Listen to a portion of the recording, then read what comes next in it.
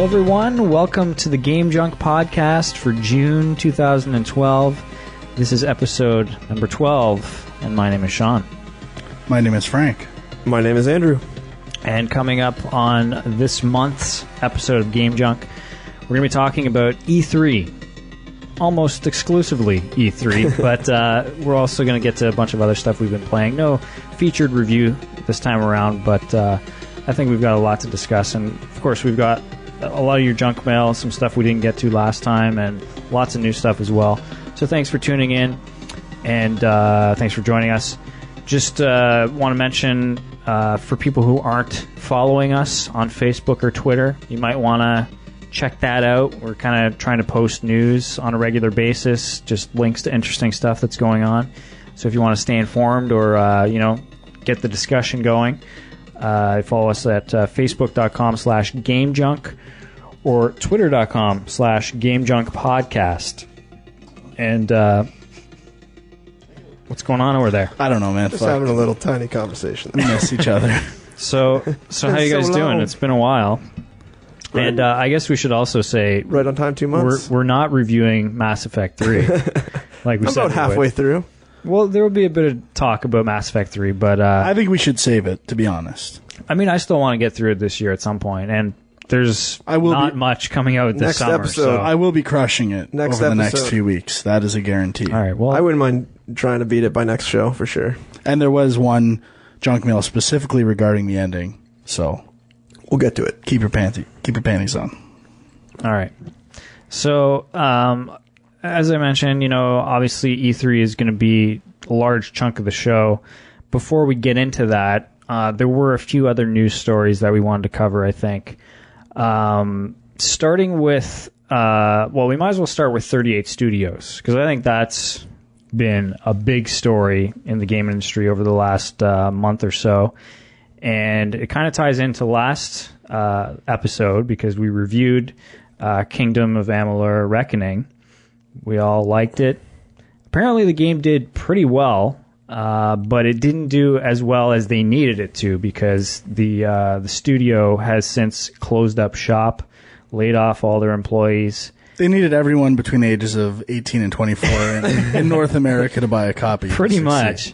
And actually, it's cutting edge, or breaking news, too, because today on Gama Sutra, I think it was today, there was a letter submitted by a wife of one of the employees of 38 Studios, basically just reaming out the management. Yeah, and Kurt Schill? Yeah, calling out Schilling? She's going by the name 38 Spouse, and she actually didn't even know about the EA Spouse thing, apparently. So that's kind of interesting. But so where do we start with this story? Because, I mean, there's a lot of things to talk about here. I don't know how much of it is of interest to people outside the industry, but for me, reading about what they did, because they actually moved the studio to Rhode Island to take advantage of like tax breaks and loans and things like that.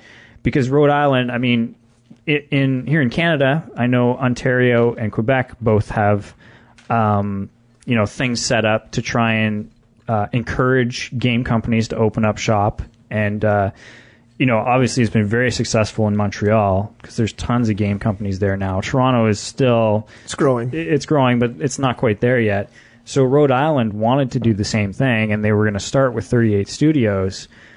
So they relocated all their employees there. And then a few months later, these people are all now screwed. Like, from this 38 Spouse letter, not only do they... were they not getting paychecks for a while they were still working, but they're now on the hook for all their moving fees. The company never paid that stuff off, and now it's been thrown over to all the employees. It's pretty insane. Yeah, wasn't there a rumor, I don't know if it was confirmed, that some people even got stuck with second mortgages? There was some agreement with the company that the company would be responsible for selling their old houses. Right. And they never did. And they never transferred ownership or anything. So people are actually on the hook for their old house and their new house in Rhode Island. So, I mean, that is pretty, disastrous for those people that got screwed like that. Yeah. And I mean, there's not really a lot of protection there for these employees. I'm assuming they can collect unemployment now. But like I said, like these people actually moved across the country for this job, and now that job is no longer there. And since it was Rhode Island was just starting to get into this game development thing, there's no other companies there. No. And I mean, I don't know if you guys heard, but 38 Studios was huge. It was 370 people. Like, that is a massive studio for only shipping one game. Yeah, and I think that's a huge amount of money. I think that's the big problem there is, like, I don't know how they thought that they could hire that many people and put out a game that was going to sell enough copies to support this, especially when it was an original IP. They must have been banking on the MMO to just... Basically, they go in debt, and then the MMO just kind of makes them rich. I bet that was their thinking. But obviously, we see that's not going to be the case. Yeah. But on the upside, like we all liked Kingdoms of Amalur, right? Obviously, the team is pretty talented to be able to pull that off, even with the management nightmare. And Epic Baltimore got formed with a big chunk of the people that were there. So, I mean, good for Epic for coming in and kind of saving, a bunch of people's lives, basically. And they're probably going to have a lot of talented people there now working out of that office. So, I think it's good that Epic came in and kind of saved the day a bit, at least for some of the people. And we'll probably get a couple of good games out of that studio. Yeah. But, I think in general, it kind of, to me anyway, is kind of indicative of some of the problems with these giant blockbuster games that require so much overhead and so much commitment. I mean, it's kind of the same thing as like in Hollywood, some of these huge blockbusters, the budgets get so huge that if that movie or that game doesn't do as well as they hoped, it could still do good, but not great. And they still, are in debt and they're still, screwed. I still feel like Hollywood's almost a rigged game compared to the games industry. In movies, I really don't think there's ever any doubt of them losing that much money. Like even something like John Carter, by the time there's international sales, Blu-ray, who knows what else, I think they'll make money off John Carter in the long run. Maybe some dolls, some John Carter dolls. Just anything. With longevity of movies, I think there's always a chance of recouping your money. With games, the life cycles are so short, and you got to get all your sales in the first few months, and that's all you have. And to me, that's the difference between movies and games. Well, that's why you're seeing like all sequels now, because you basically reuse the tech, so you cut down on your cost for the second one. That's every company's motivation for IP, right? Is get something that if someone likes the first one, you churn out sequels at a higher profit, less work, and work on other stuff in the meantime. Like that's the dream, quote unquote. But it's tough, and it's really when it is all sequels out there, it's even tougher to puncture that market and get gamers to like it. Yeah, and actually, something also about Amalur, like, I don't know, it seems to me like it might have been kind of bad timing for when they released that game, because Skyrim had just come out, pretty similar game, and I think that audience that might have been ready for this game and interested in an original game like this was still busy with Skyrim, and, they probably lost out because of that. Fuckers. I can see that, though, for sure. I mean, that game was very similar to Skyrim, way more action. I thought the action was way better, but yeah, it was the exact same kind of feel that Skyrim gave, with that sort of exploration and open world, and I think they definitely did lose out on some people. Yeah. So they also had a lot less marketing than Skyrim. Yeah. Well, yeah, definitely. So I guess kind of on a related note, like we were talking about how there's just a lot of sequels coming out and stuff like that, and I mean, really, there's not a lot of stuff coming out this year. Even aside from the sequels, there's not a lot coming out, and there's been a bunch of big titles that have all been delayed to 2013. So since the last episode, I believe, we've learned that Devil May Cry, Bioshock Infinite, Tomb Raider, and Darksiders 2. Now, Darksiders 2 wasn't delayed to 2013. It was just pushed back to August. But the other three pushed to next year. think there's a few more too, if I'm not. I just heard today The Last of Us. I don't know if that's a delay because they never gave an official release date, but it's 2013. A lot of people were thinking that GTA 5 would be announced and would end up coming out this year to make up for Bioshock because it's the same publisher, but they haven't announced it. Doesn't look like it's happening. So, yeah, and I'm assuming God of War Ascension isn't this year, but I could be wrong.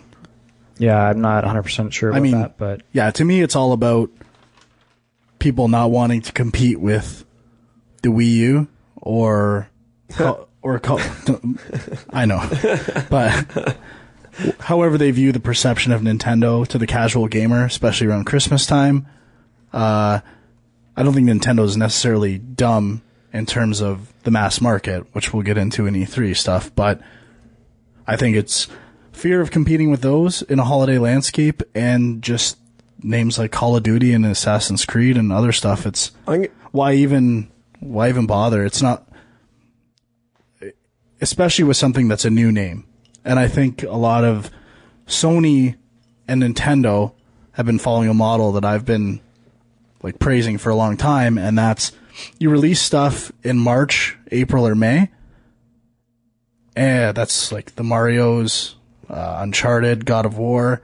Those games are still big come Christmas time with kids that just end up hearing about them or they've seen their friends play them.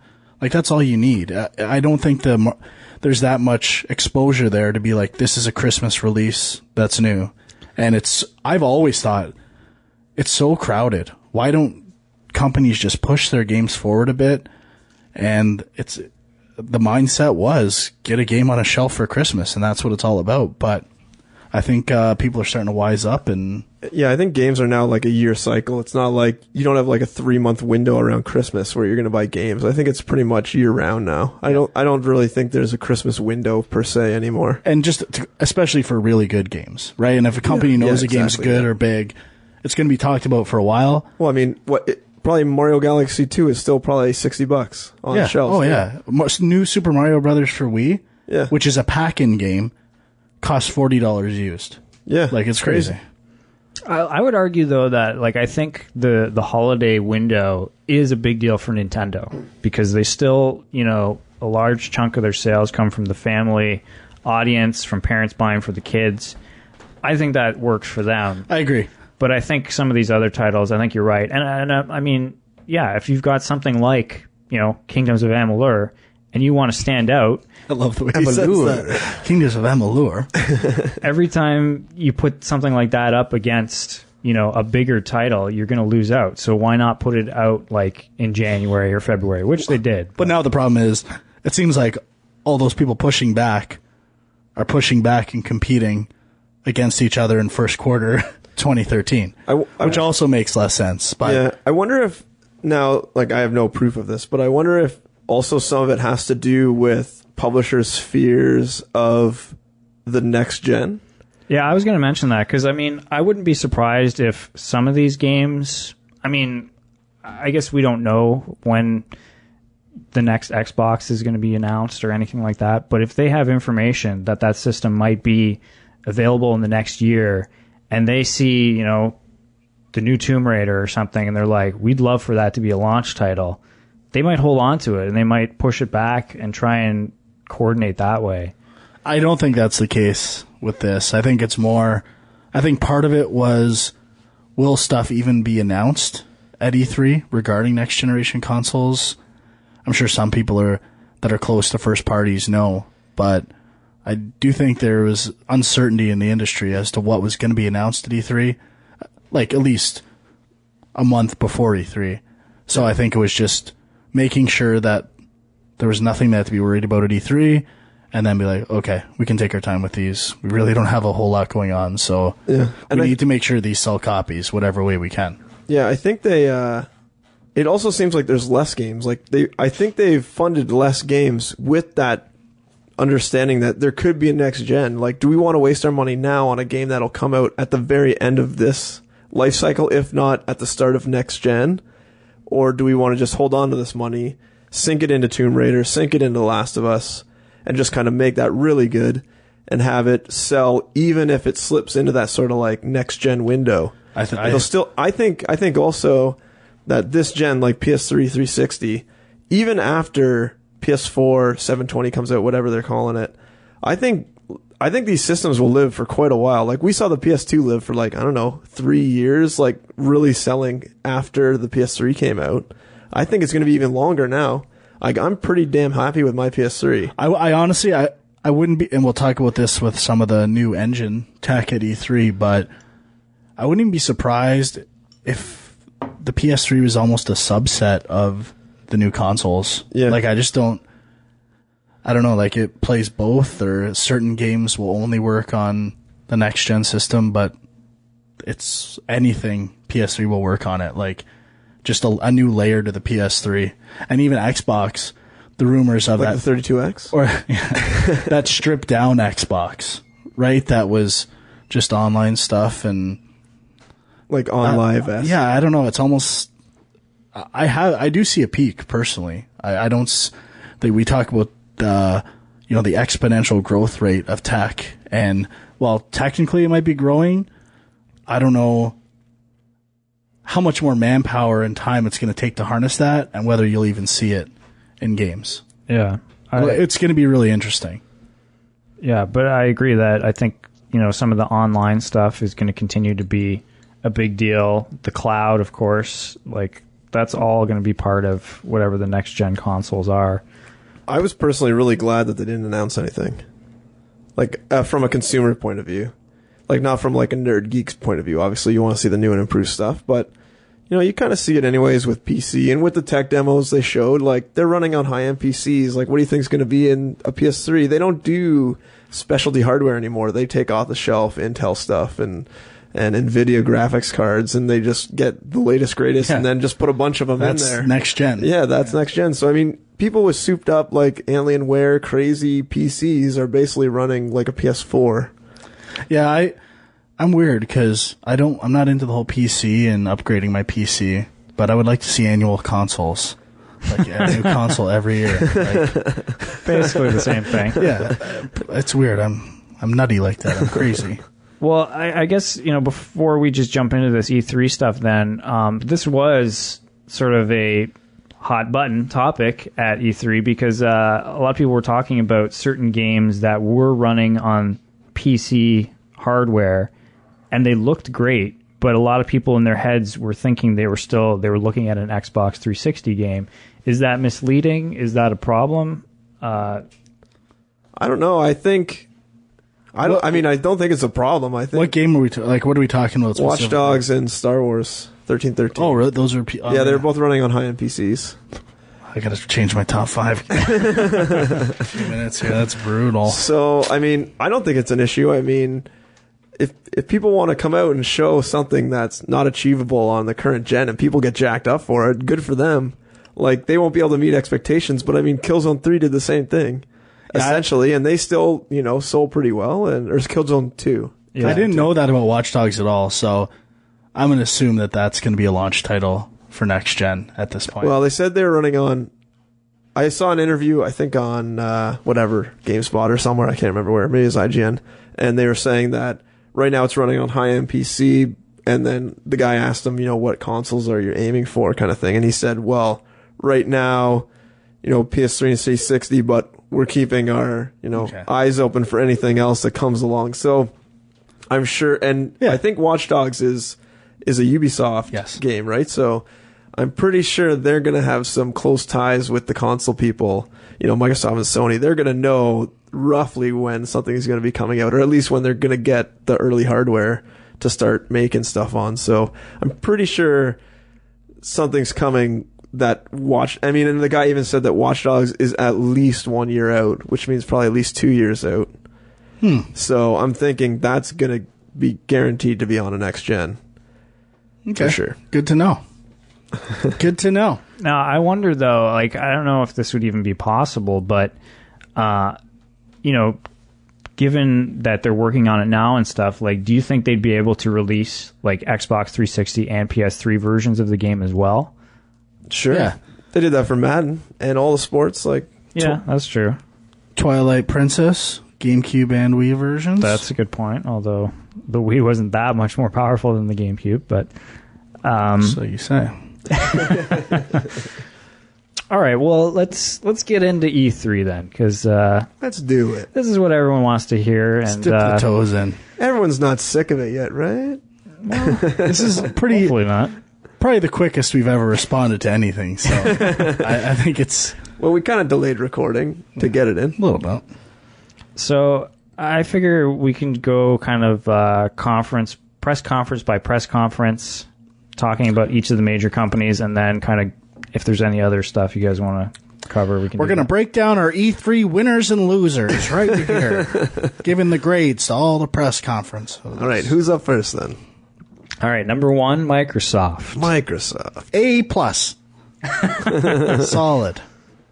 Well, so I was watching the press conference online, and as I'm sure you guys may have been as well, but as I was watching this, I like you were saying, Frank, I had no idea what was going to be announced. I was kind of hoping for something big. As this press conference slowly went on, I started to realize that there was going to be nothing this year at E3. I think they made a huge mistake in the order they presented stuff. I think Black Ops or Call of Duty should have been first, and I think Halo 4 should have been last, because I think Halo 4 has really fallen through the cracks. And I actually really liked what I saw in Halo 4, and I thought they were doing new stuff, and I thought it looked great. And to me, that should have closed their press conference and been fresh on people's minds after the show. Not a third-party title that we've seen 10 versions of. I totally agree with you on that, because I watched like the Microsoft Live while this was happening, and it was kind of choppy, and I didn't really get a good view. But I went back before the show and I rewatched the big three, and Halo 4 like definitely stood out way more than probably anything else in the Microsoft press conference. And really the first time I saw it, I wasn't even really paying attention to it. So I'm sure other people just kind of glanced over and is like, oh yeah, another Halo. Yeah, when you think back of it, the first game you heard about at E3 was Halo 4. Yeah. And I haven't heard about it since. Yeah, it's all you weird. talk about is how bad the Microsoft press conference was, and Usher and spoilers. Joe Montana, and as soon as, let's put it this way, when Call of Duty, Black Ops, whatever, I knew that's what it was going to be. Yeah. Like, I had been holding off for lunch, taking a dump. As soon as I found that out, it's go time, right? Like, yeah, I'm done. I'm okay. Well, at least I know that's it. I thought maybe there might be a GTA 5 or something, but I think Rockstar has its own press conferences now outside of E3. Yeah, so I was just utterly disappointed. I couldn't believe it. And the demo was so long. Oh, it was like 13 minutes long. It was like over 15% of the press conference. The stupid Black Ops game. Everything about that press conference was long. And the other game at the beginning that was good too was Splinter Cell. Yeah, right. Splinter Cell and Halo were the first two games, and they looked really good. And it just seems so backwards to me the way they did things. And then you have those two games that start out really strong, and then you like gut punch yourself for the next hour of stuff no one cares about. I got the list here. They came out with FIFA and then Madden right after that. Why would you showcase sports games? I don't know. I don't get it. Especially, all you're really saying is it has Kinect. Yeah. Like, they were pushing Kinect down everyone's throat. Now, I tweeted this. Why is it every time there's new technology, whether it's a Wii U, a tablet, what's that smart glass? Gee, we'll get into that later. Why is it the only thing that ever takes advantage of this, or the only thing they ever show, is new ways of calling football plays? Like, that's it. Everything gets reduced to a new way to call plays in football or do audibles. Like, the Dreamcast had the VMU. It's been done. Like, wake up. I'm sick of it. Yeah, I mean, I think it's just because Madden is a huge seller, and it is an easy thing to plug stuff into, and they just figure why not. It wasn't even like the smart glass stuff was all pre-rendered. It wasn't even. Well, it was awesome. Everything, even the Madden stuff. Yeah. I hope they weren't like HUD. Wait 10 seconds. Okay, I'm good now. So, hey, Joe. Oh, man. Good job, Joe. Wow, I feel like I'm back in the huddle, waiting 10 seconds for my center to hut the ball. Yeah, that happens. Yeah, silent count, man. It's really advanced. Now, That first hut was just a fake out. Fuck. Forgot what I was going to say.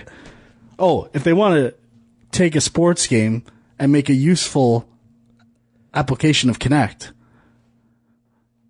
you don't have to give me credit. I've said it a million times. You can leapfrog my idea of icon passing for NHL. It's not like you have every face button there ready to be used for your 4 opposite players. Not like it makes any sense at all. How about calling out the names of players you want to pass to, so that I don't have to worry about their terrible direction recognition for who I'm trying to pass to. I will tell you who I'm trying to pass to. Or even if it's just the number of a player, if they can't do names. That's the only thing I want to see for basketball and hockey. That to me, Especially basketball, because it's a little slower. Oh, exactly. Because even icon passing, it's so annoying.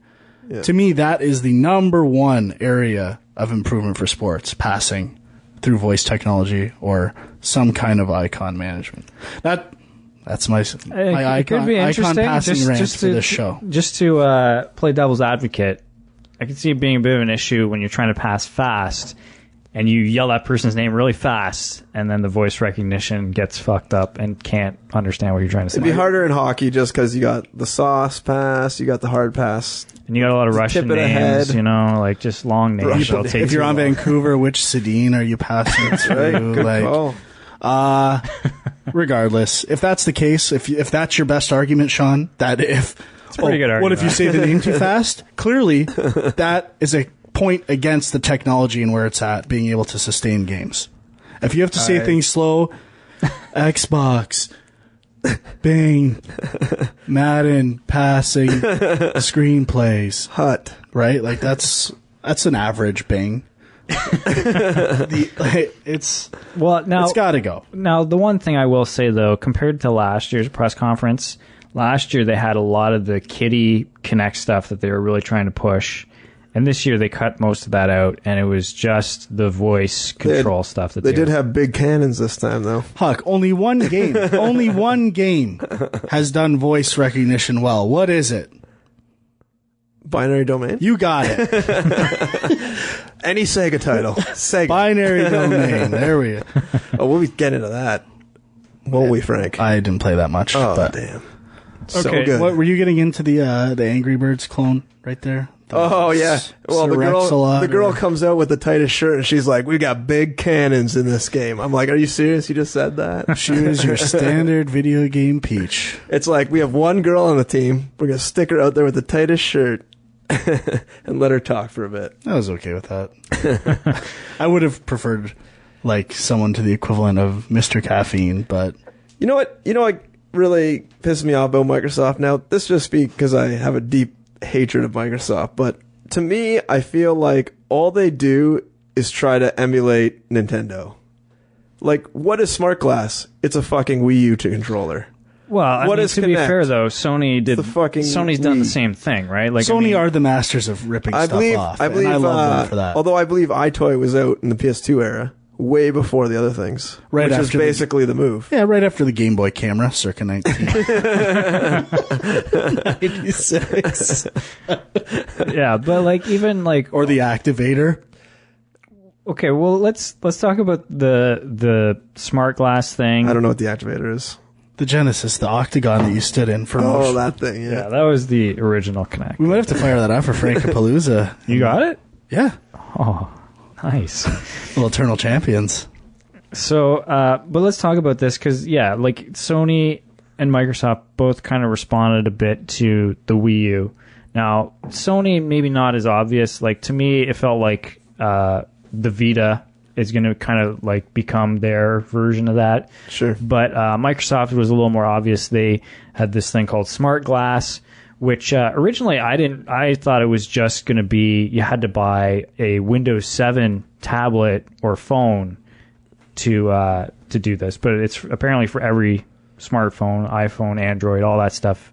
And what it is it's an app that you can install, and it will work with the games to give you additional information about the game. And I mean, to be honest, I'm not really too sure how it's going to be used. Well, that remains to be seen.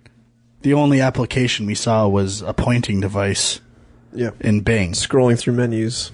Like, it makes no sense where the way it was presented. Well, what it reminds me of is the Nintendo DS. When that was first announced, and everyone thought it was the stupidest idea ever, people were like, well, why do we need 2 screens? What's the point of this? And they were like, oh, well, you can have a map on the bottom screen and stuff like that. But, of course, the thing that was actually revolutionary about the DS was the touch, the stylus, and using touch to interact with your games. So, once again, I'm kind of not really sure if this is useful at all. I mean, I'm still not sold on the Wii U either, but we'll get to that. But even thinking about it, working as an app on a tablet, right? It can't be at that point. It cannot be related too closely to the game in terms of gameplay, because there's other stuff going on a tablet. You can minimize applications, multitask. Like, it poses a lot of problems, especially with technical requirements and what happens if your phone crashes? Yeah, exactly, stuff like that. To me, it could only be an enhancement or supplemental, which is the difference between that and potentially Vita crossplay and the Wii U tablet, right? Like, those I think are directly connected, and it serves a purpose. It's good to go. You know what, for me, like, kind of getting into the Wii U as well with this whole smart glass thing is, for me, I don't get the, like, multi-screen when one of your screens is your giant TV. Yeah. Like, why would I want to take my focus away from my giant TV to look at my 4-inch touchpad on my phone? Like, I don't get it, because it's not like I can really focus on my backpack icons on my Wii U device or on my touch phone and be looking at the screen.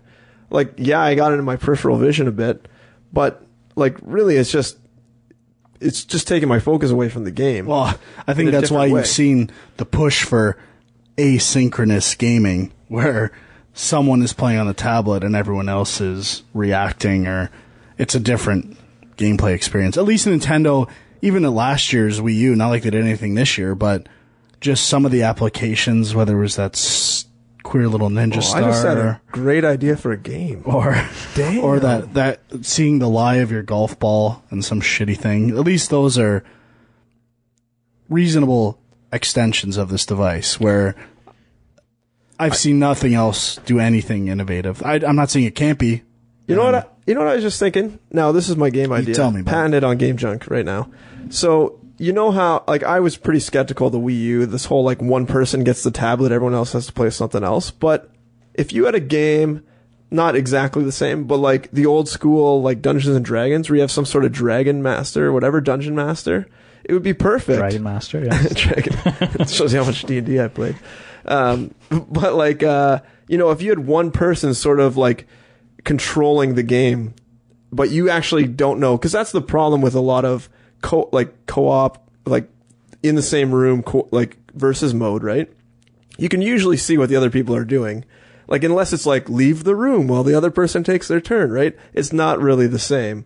But with the Wii U tablet, you could have that sort of, like, versus play, or kind of everyone against the tablet type of gameplay that you can't really get other places. You can have a LAN party without a LAN, basically. Basically, yeah. And without the cost of owning 4+ computers or whatever. I would say that technology already exists in, like, Battleship for iPhones. Do you know what I mean? Sure, yeah. Well, this is the thing. I mean, the Wii U was actually beat to market by the iOS AirPlay, which I think we talked about last time. But yeah, I'm not sure what the obsession with all this stuff is. The only thing I can say is that we know most people have smartphones at this point. They take them with them wherever they go. If there's a way you can tap into that and, you know, sort of always remind them of their games and stuff like that, that's probably why they're doing it. They just want to be there on your phone so you know, are aware of them always, I guess. Now, one thing, it'll be interesting to see how, stuff unfolds. Like, we complain about Microsoft's press conference, and I'm sure we're going to have a few words about Nintendo's. And I think what are foreseen as the best press conferences are Sony and Ubisoft in the terms of the gaming media, right? For knowing their customers, putting games out in the forefront. But I don't know if that's how you make money. Like, I'd like to think it is because I'm a gamer, but I don't know. Nintendo and Sony may just be doing it in the big picture. I'm sure they know hardcore gamers. You mean Ubisoft, not Nintendo?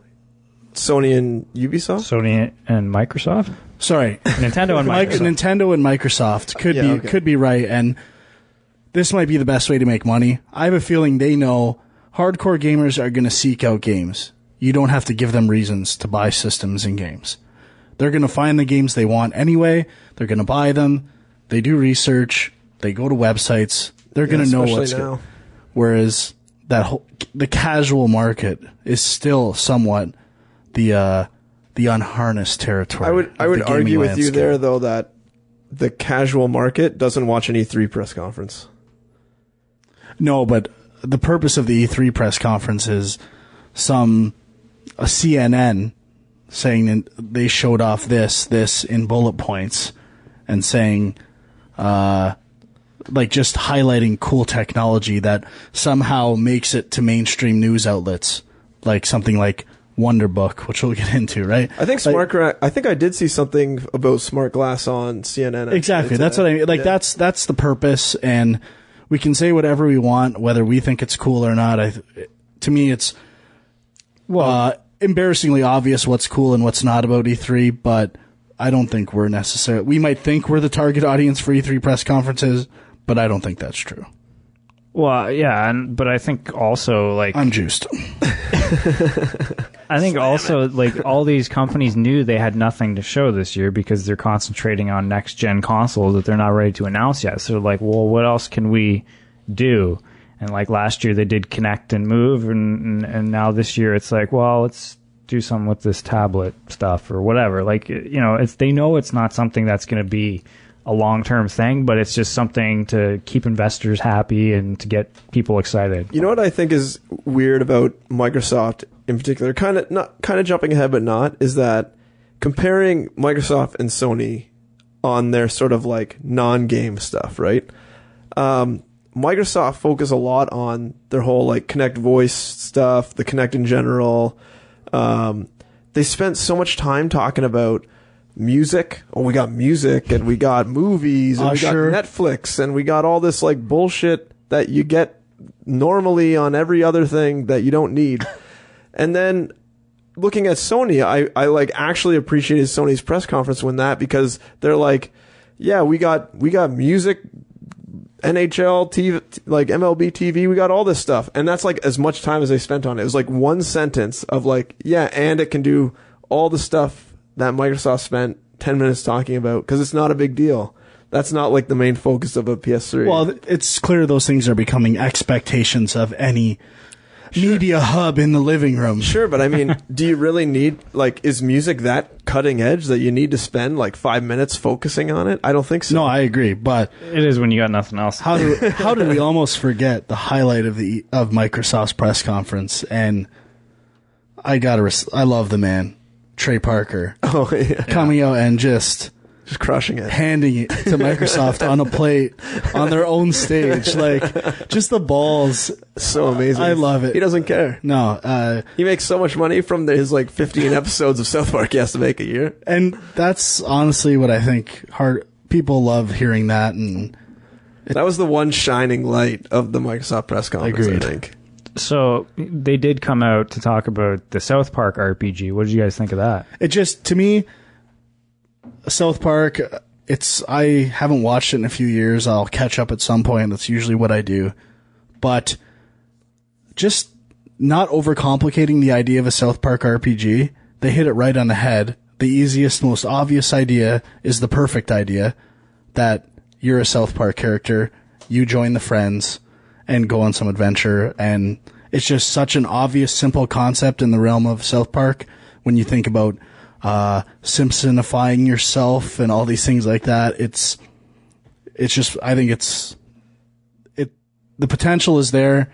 As long as the execution's good, I think they will definitely have a game that will do very well. And I think, like, I'm a big South Park fan. I'm like Frank too. I haven't really caught up in a while, but I think what was so good about this trailer is that they didn't really show much gameplay. Like, there were snippets here and there, but they captured the essence of what South Park is, like, perfectly. And I think that's what got everyone so jacked up, is that, you know, they can envision the show in that trailer and know they'll get to play it.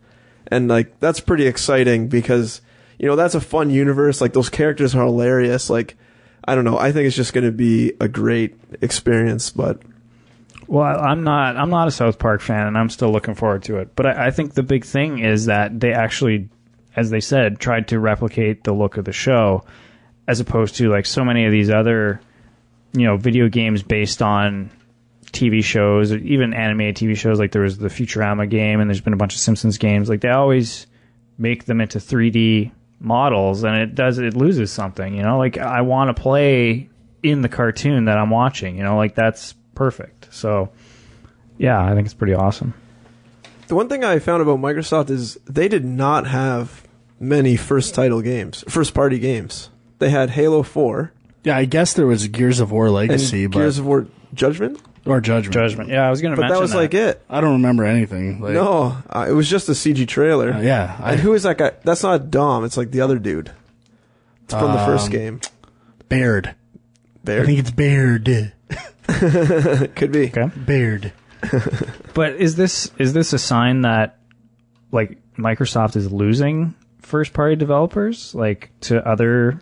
No, I think they have all their first-party developers working on stuff for their next consoles. Okay. Yeah, which is a weird contrast because Sony, on the other hand, seemed to have a ton of first-party titles out there. We're just... And, you know, like, I don't know, I got a lot more excited at the Sony press conference, we'll touch on later, but they had way more games to show that were first-party, not coming out on a 360 probably ever. And the first time we've ever seen some of these games. Yeah, and they came out with really good showings of them, too. Hells yeah, they did. Why don't we speak into that? Why don't we... Well, hang on. We got more on Microsoft? There's one more Microsoft thing I wanted to cover. Okay. I got it. Oh, yeah, the Tomb Raider. People are going crazy about this Tomb Raider demo. It's Uncharted. It's an Uncharted ripoff. Let's be honest. But I mean, I was actually surprised, now, overarching for the whole show, at how over-the-top violent a lot of the trailers were. Like, Tomb Raider, tons of gore, tons of stabbing. Splinter Cell, stab people in the neck, no big deal. Last of Us, shotgun blast to the face, no big deal. Like, crazy gore. And, you know, and then Far Cry 3 comes out, and there's a girl with a painted boob on, and people are like, oh my god, there's a boob. I don't even remember that. Well, I think it was because they were having sex at the beginning of the trailer, wasn't it? She was just riding him. There was no sex for sure. Is that when they it's announced implied. 4 players simultaneously? No, that was that. They made 2 games at the same time. No, I think that was the Microsoft press conference. This was the Ubisoft press conference that had the sex video. Well, I missed the titty. Just on the topic of the trailers and the violence, this wasn't specific to E3, but did you guys catch the Hitman trailer? I still haven't watched that Absolution? I think that's what it's called. I watched a gameplay demo. I didn't see a trailer. No, there's like... That isn't even Absolution, I think. It's... Let me look it up. But it's like an ultra-violent... Doesn't a girl get, like, face raped by a guy? Well, not that, but, like, it's basically the Hitman taking out a bunch of nuns, and they're, like, sexy nuns with, like, guns and shit, and he just, like, goes to town, like, just... destroying them, and it's like, you know, it's not that different from what you see in other games, but the fact that it's just women and there's no context and he's just kicking the crap out of them, it's a little bit off. I didn't see that. Let me change my top 5. Give me a second. While you're looking that up, I actually, when I rewatched it, I totally forgot. There was a game on there called Ascend New Gods. That game did not look good. At all. I think there is some kind of unique gameplay idea in there. They didn't portray but it didn't come trailer. across in the trailer. I completely That was a agree. horrible trailer. They just showed like 2 characters constantly. All right. We got it. All right, we'll just watch it. Just go for Nuns on the Run. We'll be back with commentary. There you go. It's clearly CG. a satire. Wow, yeah. I mean, Like, They're it's clearly- exaggerated on purpose. Dwyer's first description was nowhere near as bad as what the actual thing was. Well, that's fine. it's. They basically took out their nunnery gear I mean, immediately. I don't know if I just watched it and nobody said anything. I don't know if I would have batted an eye, but a lot of people are freaking out over it for whatever reason. It was, there's a bunch of articles on different sites about it, and whatever. But it is definitely, expected at this point. Your trailer has got to be as gruesome as possible. I think I'll it's a take shame. that any day over the Dead Island trailer. Let's put it that way. I think it's a shame, actually. I think Shit, you think games. it's a shame? I think games that are not violent are going to stand out a lot more coming soon. I think it's a shame that there's no gameplay trailers anymore. Yeah, It's all true. CG. CG. Or cut. Well, not just that. Actually, Halo 4 was live action. The first thing they showed, half of Oh it my anyway. god, I forgot about that. Like that's the new thing, and I don't know if we've talked about that, but Thank you for bringing this up.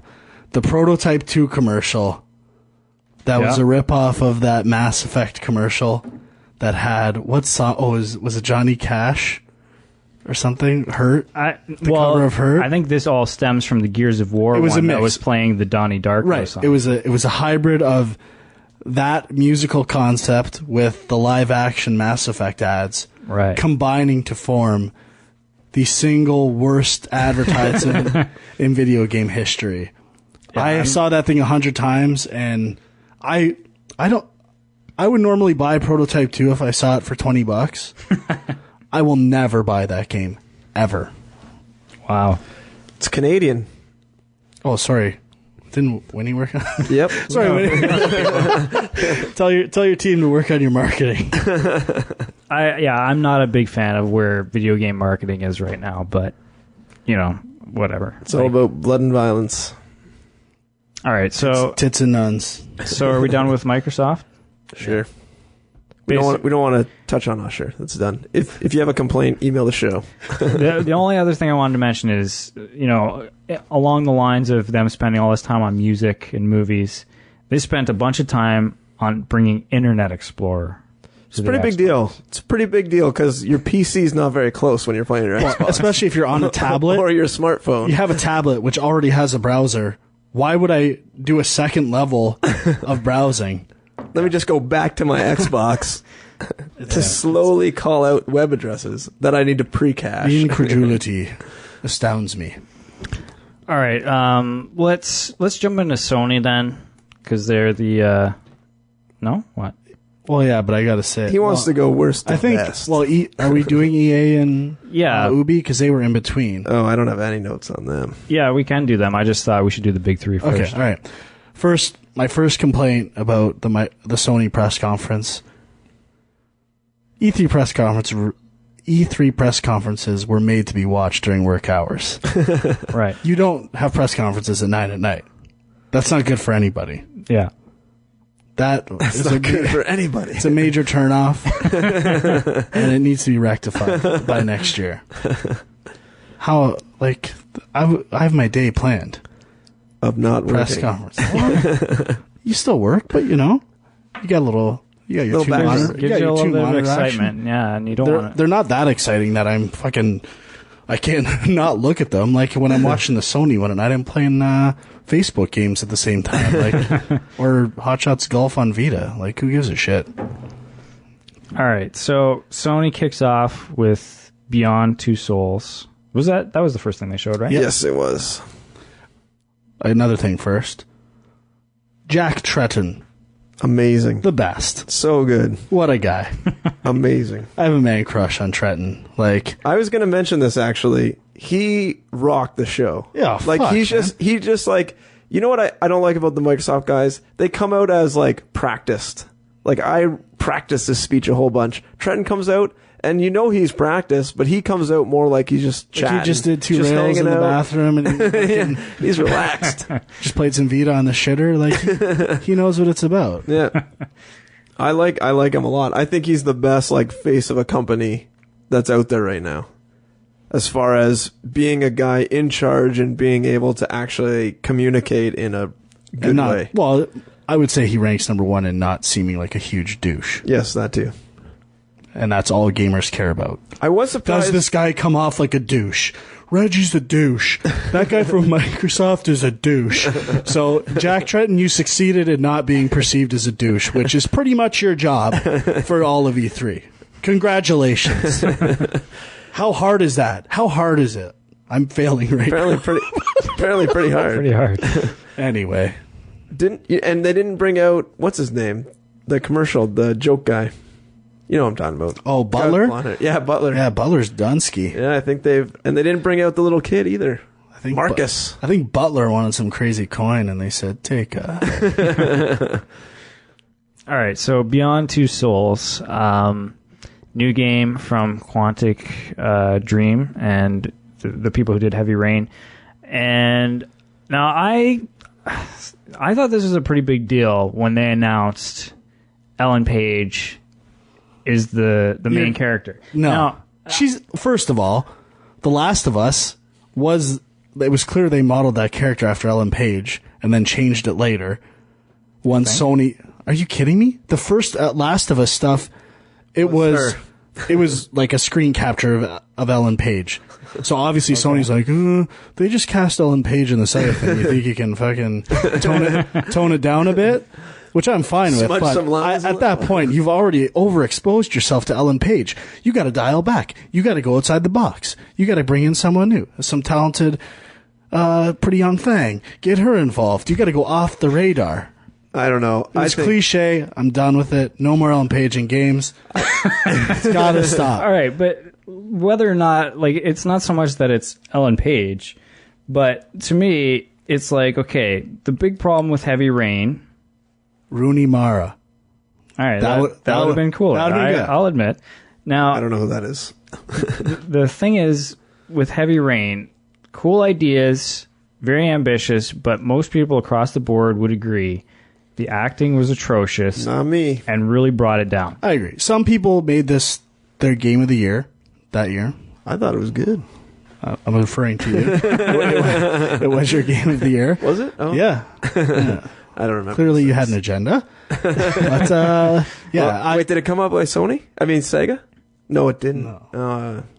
Binary Domain Game of the Year. It might be for you. But I got to admit, the big thing is this game is rendered in real time, which I can appreciate. Yeah. They got a long way to go. It's got a little LA Noir-esque going on. I don't care. LA Noir was a bore.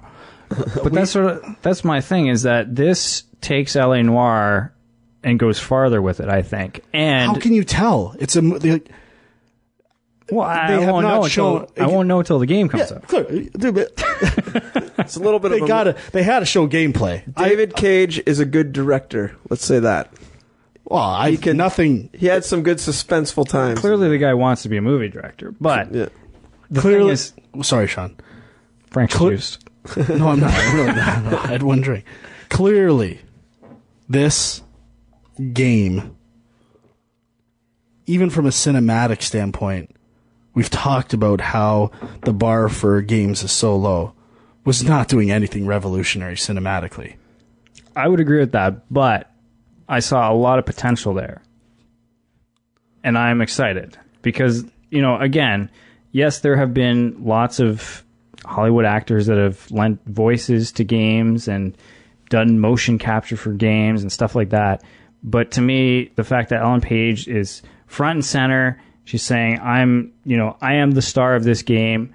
And with the tech that they had from the demo that they showed, the one with the robot crying or whatever it was. Kara? Yeah, something like that, yeah. Put those two together, and I think this could be pretty impressive. Coulda, shoulda, woulda, yeah, as the Ripper would say in Last Action Hero. Call me when it's done. I'll play it. but not a lot to say. I will agree that the story looked a little bit generic, but I don't know. I mean, even like that scene that they showed where she was basically saying nothing, somehow there was something about it that felt a lot better than most video games. That scene I felt had a lot of suspense, although she was doing nothing. Yeah. Like, the guy was just kind of like, all right, whatever. But I think they were trying to show that they can do subtle. They can do subtle, and that's something that hasn't been done very much. I don't think they did show that at all. Let's judge this for a movie, which is essentially what it was, okay? Right. Suspense, I'll admit it was somewhat suspenseful. Suspense is the single easiest thing to capture on film. Like, not to do it well, but to just get suspense. See any horror movie, walk through a house where you know someone's in it, and drag it out for 10 minutes. That's suspenseful. It's manufactured suspense. And that's exactly what this was. Like, true suspense is a 20-minute dialogue conversation at the beginning of Inglourious Bastards. That's suspense and cinematic and impressive. I'd almost disagree with you, though. Go ahead. What was suspenseful? She was sitting in a chair, and the guy was talking to her. If you cut out the music, I guarantee that would not be suspenseful at all. Someone just sitting there with some ominous music, like, you knew something was going down. It was just a matter of when. And the longer you wait, the more suspenseful it gets. Sure, but I mean, how is that manufactured suspense compared to, I'm in a house with a murderer, but I don't know where he is, and he's coming to get me? Like, that's way more manufactured than her sitting in a chair and playing some music that adds tension. I'll give you that, Huxley. No arguments here. Although I'm not on film junk, so criticize away. No, hey, it's a fair point. But again, just story-wise, everything-wise, don't get me wrong.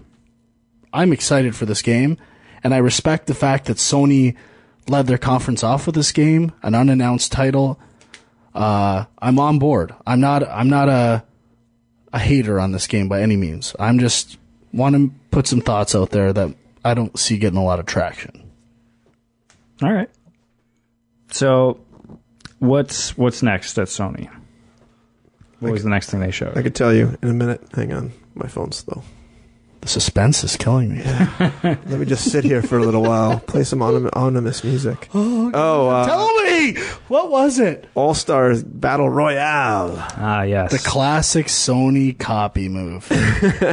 Copy Smash Brothers. There you go. They ripped it off. Did you see that apparently when they posted the trailer on YouTube, they actually had tags, keywords. Yeah, the Super Smash Brothers was in the tags, and then they removed it eventually. Well, you know what? I'm fine with that. Like, I've always said Sony does that better than anyone. Copying an idea and packaging it up as nicely as possible.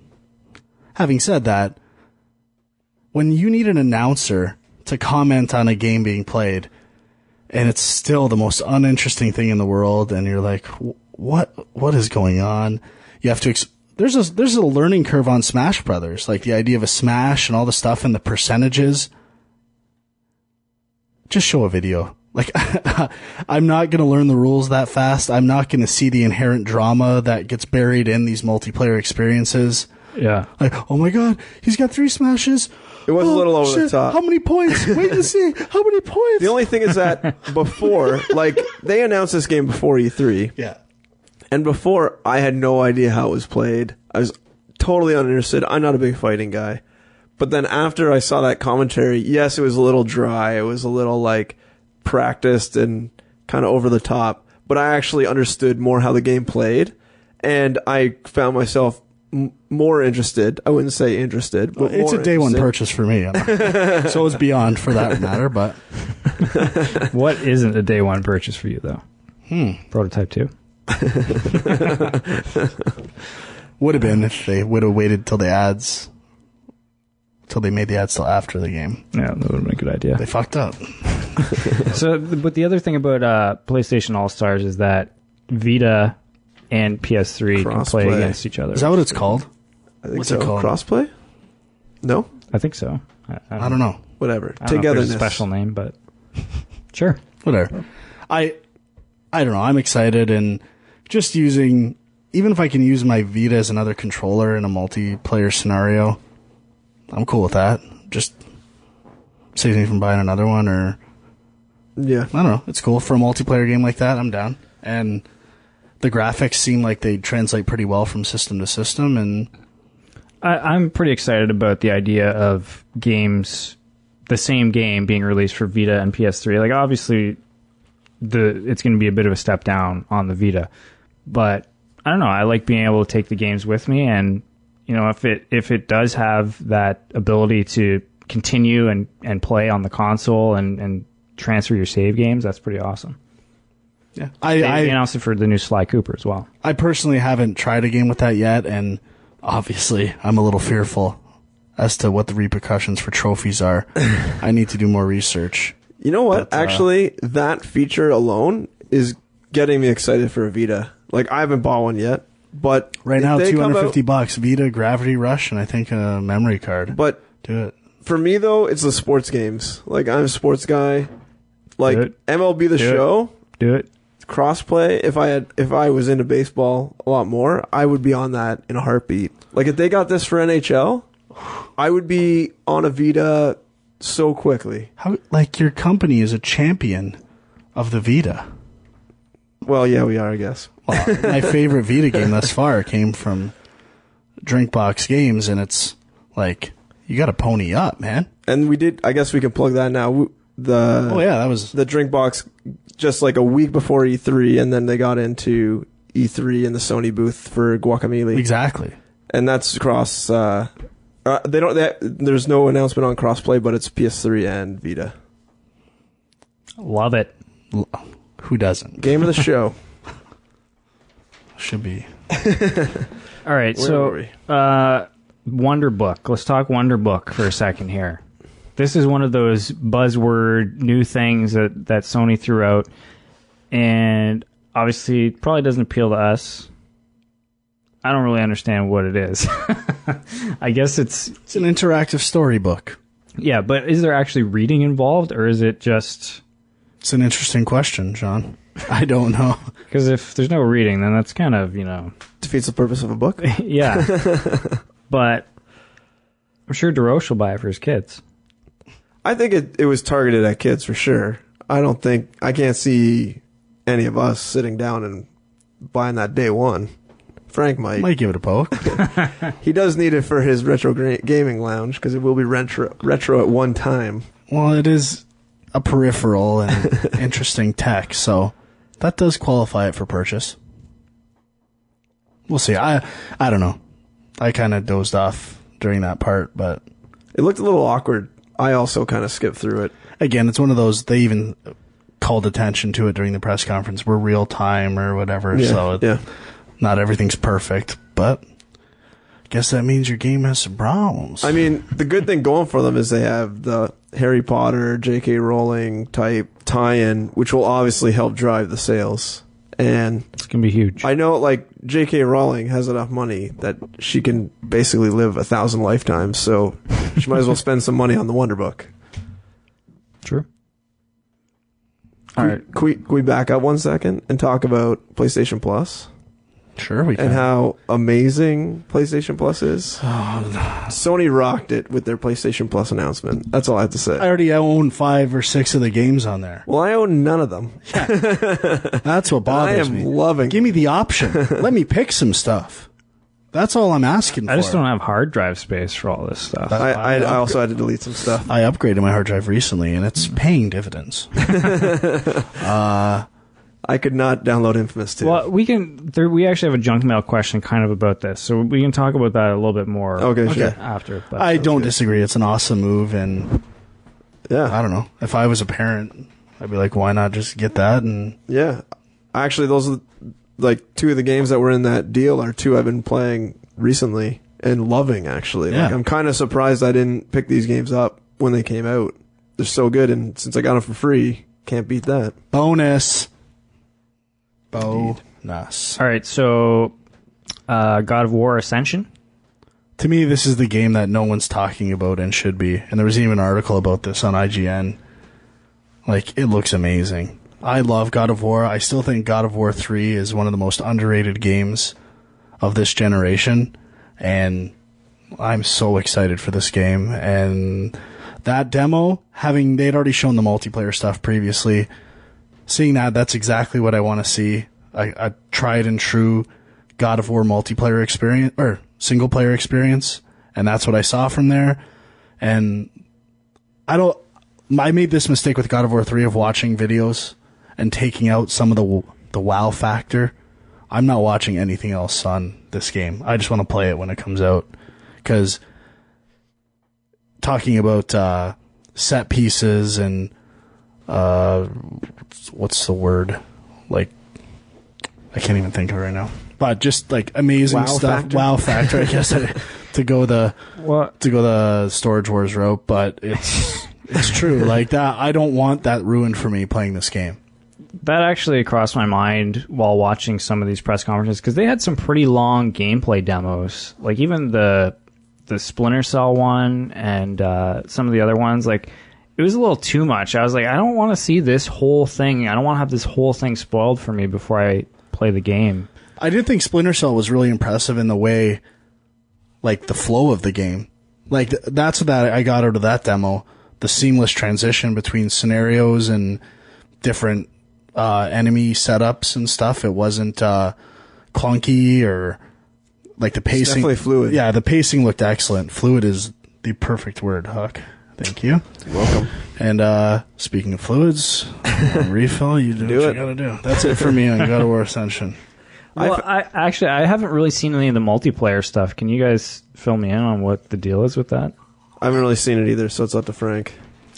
You're gonna have to talk again. It was like, Just shoot it. it's like multiplayer. Like it's not But co-op, it's, right? But it's like God of War. It's I think it's kind of Battlefrontish, where there's hubs, you have to control areas based on killing enemies or killing more enemies than the team you're playing, and you gain control of hubs. And like what kind of characters is everybody like? Not everybody's Kratos. I don't know. That's a good question. They're all Kratos. Yeah, it's fucking 4 Kratos. Who cares? Big deal. It's a little weird, but You know what? Like, I agree with Frank about the whole God of War 3 being amazing. And I think it was IGN or maybe Giant Bomb that was saying on a podcast that God of War 3 was like so amazing set piece wise and just pure gameplay wise that there's almost nowhere else to go. The only way to go down the only place to go now is down. So I look at God of War Ascension and I'm like, yeah, it does look good. It looks real good. But is it going to top God of War 3? And I don't think it can. Oh, man. First of all, that squid-like thing, multiple tentacles. You know You what? have multiple tentacles animating. That right there. You know what impressed me more than that? Was the elephant guy. Oh, That guy, the animation on that guy was amazing. I totally forgot about that thing. And when I saw it, Yeah. I love animals. I saw that. And I think I had planted that in the back of my mind and kind of forgotten about it. And Speaking of mines. And that is where my God of War agenda has been living. And I didn't even realize it. It was totally the elephant. Love that thing. I love it. well, I mean, the only thing I'm a little surprised at is that they're not saving a new God of War for next gen. And I mean, maybe they are. Maybe there is another one in development somewhere, but Maybe they know something about next gen. maybe. All right, so was there other stuff, Sony-specific stuff that you guys want to talk about? Well, There's the closer. Was there anything in between? yeah, I loved the Assassin's Creed 3 Sea Battle. Oh, yeah, we should definitely talk That about was incredible, actually. Oh, yeah. Assassin's Creed 3. I've been trying to get back into them. I've been playing Assassin's Creed 2. And I've been playing Revelations, actually. I had already beaten 2 on Xbox, but I'm trying to go through them all on PS3. And I really like those games, but 3 to me takes it to a whole nother level. Even just in terms of my level of interest in what it's dealing with. Like the American Revolutionary War and the setting to me is so much more interesting. I think they've overdone the whole Rome setting. I think we're all sick of Italy at this point, especially having played Croatia in soccer earlier today. I'm pretty sick of them. So I think it's time to move on, and let's go USA. Hey ho. Well, I have not played an Assassin's Creed game to date. Who are Wow. And I think this might be the first one that I will play because it looks pretty awesome. So you can buy all 4 Assassin's Creed at certain For dirt times cheap. for like $40 total. Yeah, I Toto. know. Well, I got Revelations, and it comes with Assassin's Creed 2, and I think Brotherhood came with Assassin's Creed 1. So if you can find a good deal on Revelations and Brotherhood, you can get all of them.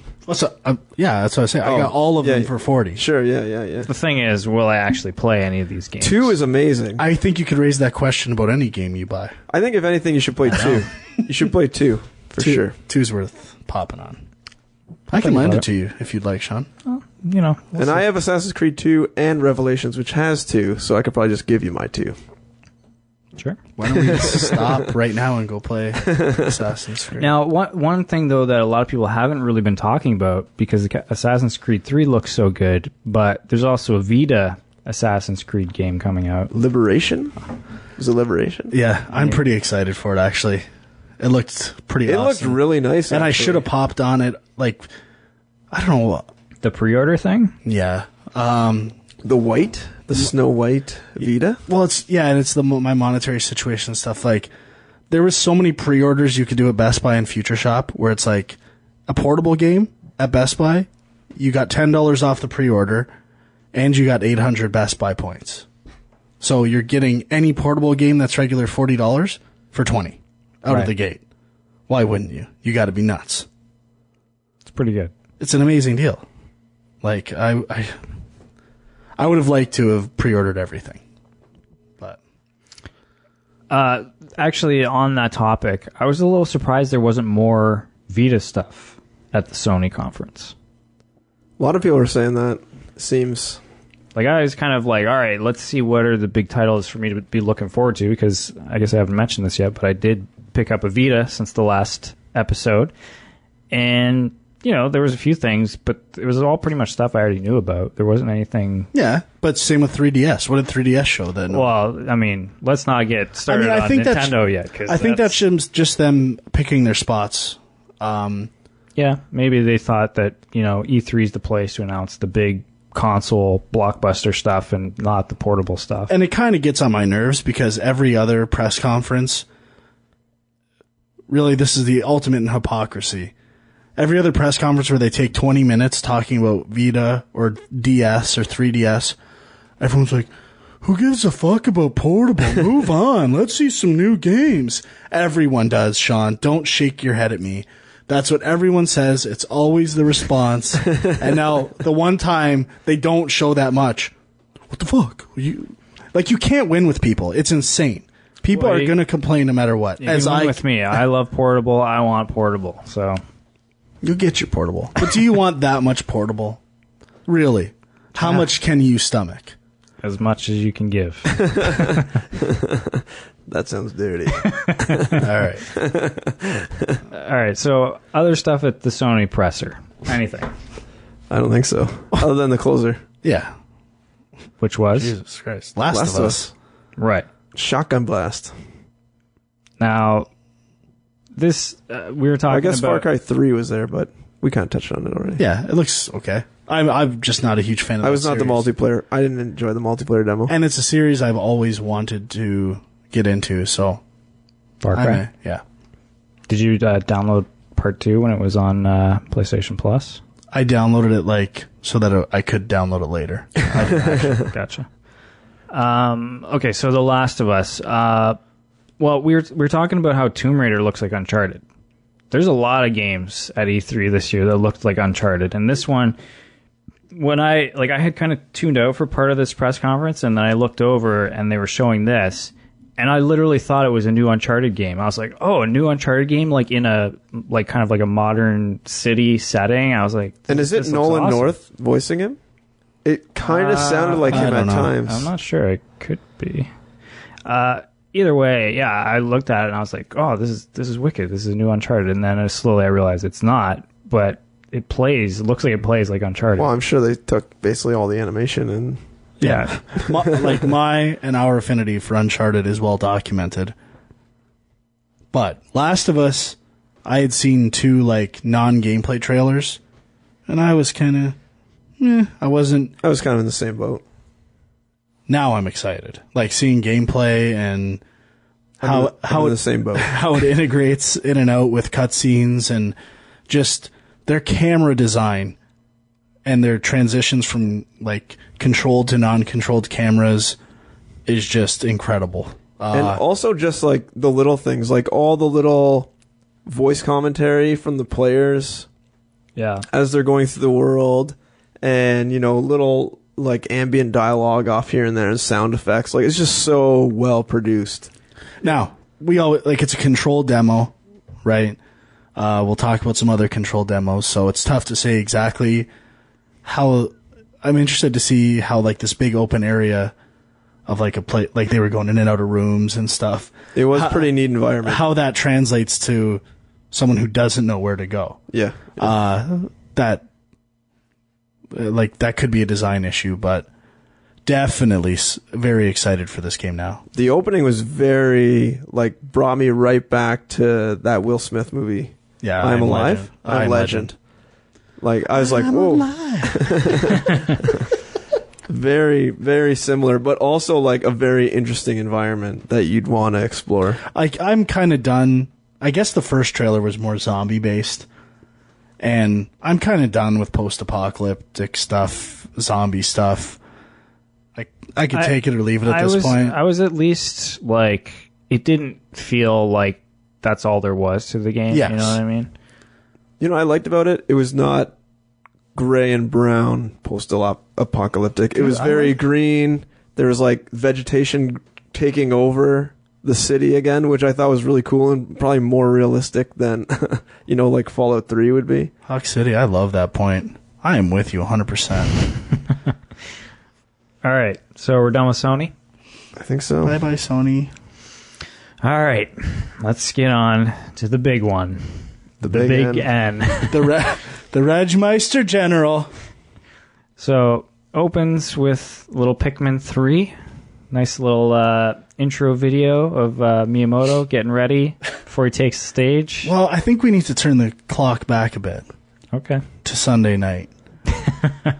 Okay. When Nintendo released their specs with a 30-minute video with Ayawata-san. Oh, I didn't see this. No? Yeah, they're pre-E3. I watched it every goddamn second. They have the worst video, editing. Everything about it was terrible. It looked so fucking amateur.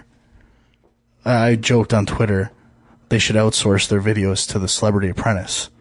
It's because the stuff they do is actually better, if that's even remotely conceivable. And it blows my mind. But I watched it all. What does that say about me? I don't know. They have a hypnotic power over me. It cannot be denied at this point. But so I was kind of excited that they got that stuff out of the way going into the presser, and I'm like, okay, they got the text, all these question marks out of the way, no bullshit. This is going to be about games and a new experience. Cue Nintendo Land. Pikmin 3. Yes. Which I actually liked. I haven't played Pikmin 1 or 2, so neither have I. It didn't mean that much to me, but I was like, okay, they're starting off it hadn't been announced previously, right? No, but the world kind of knew because they just released it. Highly rumored this week. The Nintendo Classics Pikmin 2 with Wii controls, kind of alluding it's coming. Back into it. But I actually liked a lot of the depth of field and some focus stuff they were doing artistically with the look of the game. That's one thing Nintendo does. They obviously don't live on the cutting edge of graphics, but artistically, they bring a lot to the table. And I would say that's true for Pikmin 3 and new Super Mario Brothers Wii U. That one, I can't remember the name of the artist. Is it Monet? The one Monet level, inspired level. Yeah. That kind of stuff. If it goes in that direction, I'm 100% on board. And I'm totally happy with that stuff. You know what I liked about, I don't know anything about Pikmin either, but there's something about Miyamoto, and he's just so quirky that he's just appealing somehow. Like, he's out there flipping around that little Pikmin doll. He's completely fuckable. And, like, part of me is thinking, this guy is off his rocker. But the other part is thinking, like, he's just out there having fun. He doesn't care. Yeah, he's a good dude. Yeah. There's a reason why everyone loves the guy. Yeah, and I mean, to me, I wasn't blown away, but I was like, okay, this is a good start. They started with a new game. Looked pretty good. Not really my kind of thing, but I'm down with this. If you just what I said, Nintendo was going to show Pikmin 3, Wii U, Super Mario Brothers, and a bunch of other stuff, I'd have been like, I'm feeling I'm going to end up liking Nintendo's press conference, and I'll probably buy a Wii U. Right. Unfortunately, that's, I think, what Nintendo thought, too.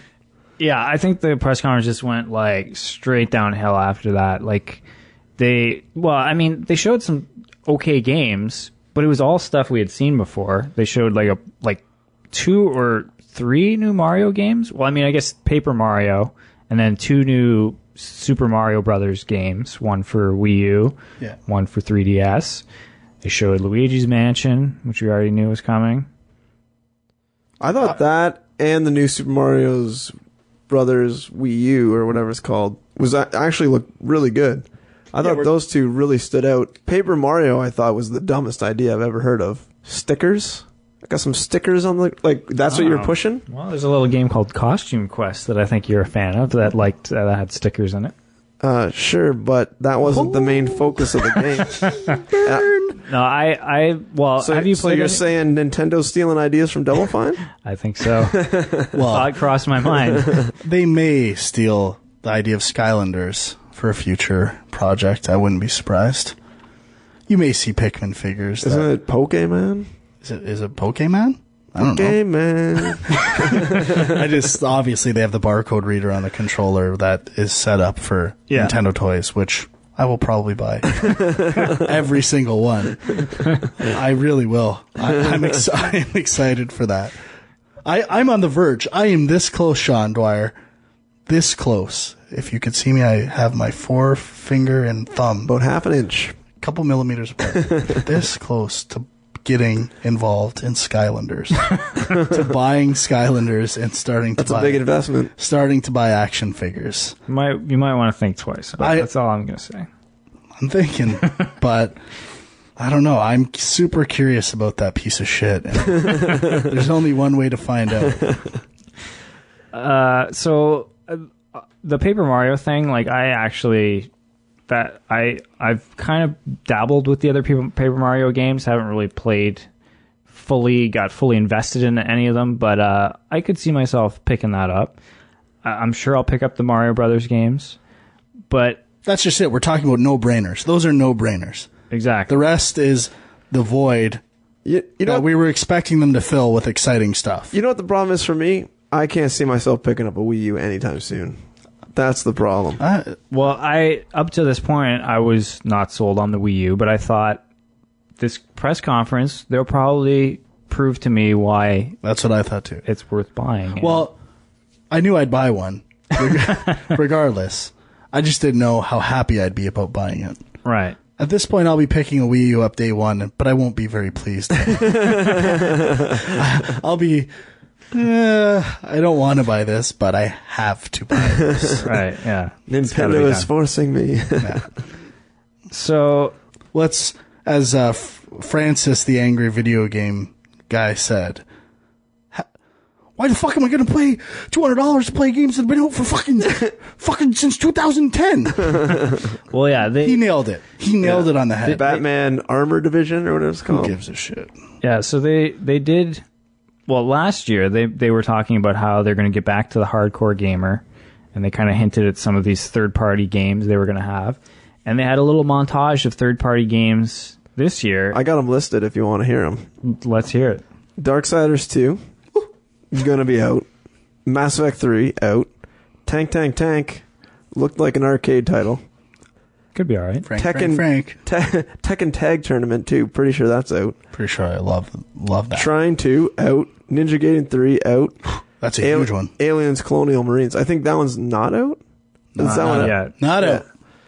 So, I mean, they showed one game that is unreleased, essentially. And Darksiders 2, I guess. Rayman Legends. Okay, that was not in this, like, montage, though. But that was before, I think. I could be wrong. No, it's okay. Either way, pretty much all the third-party games are also games that are available on other systems. So Currently.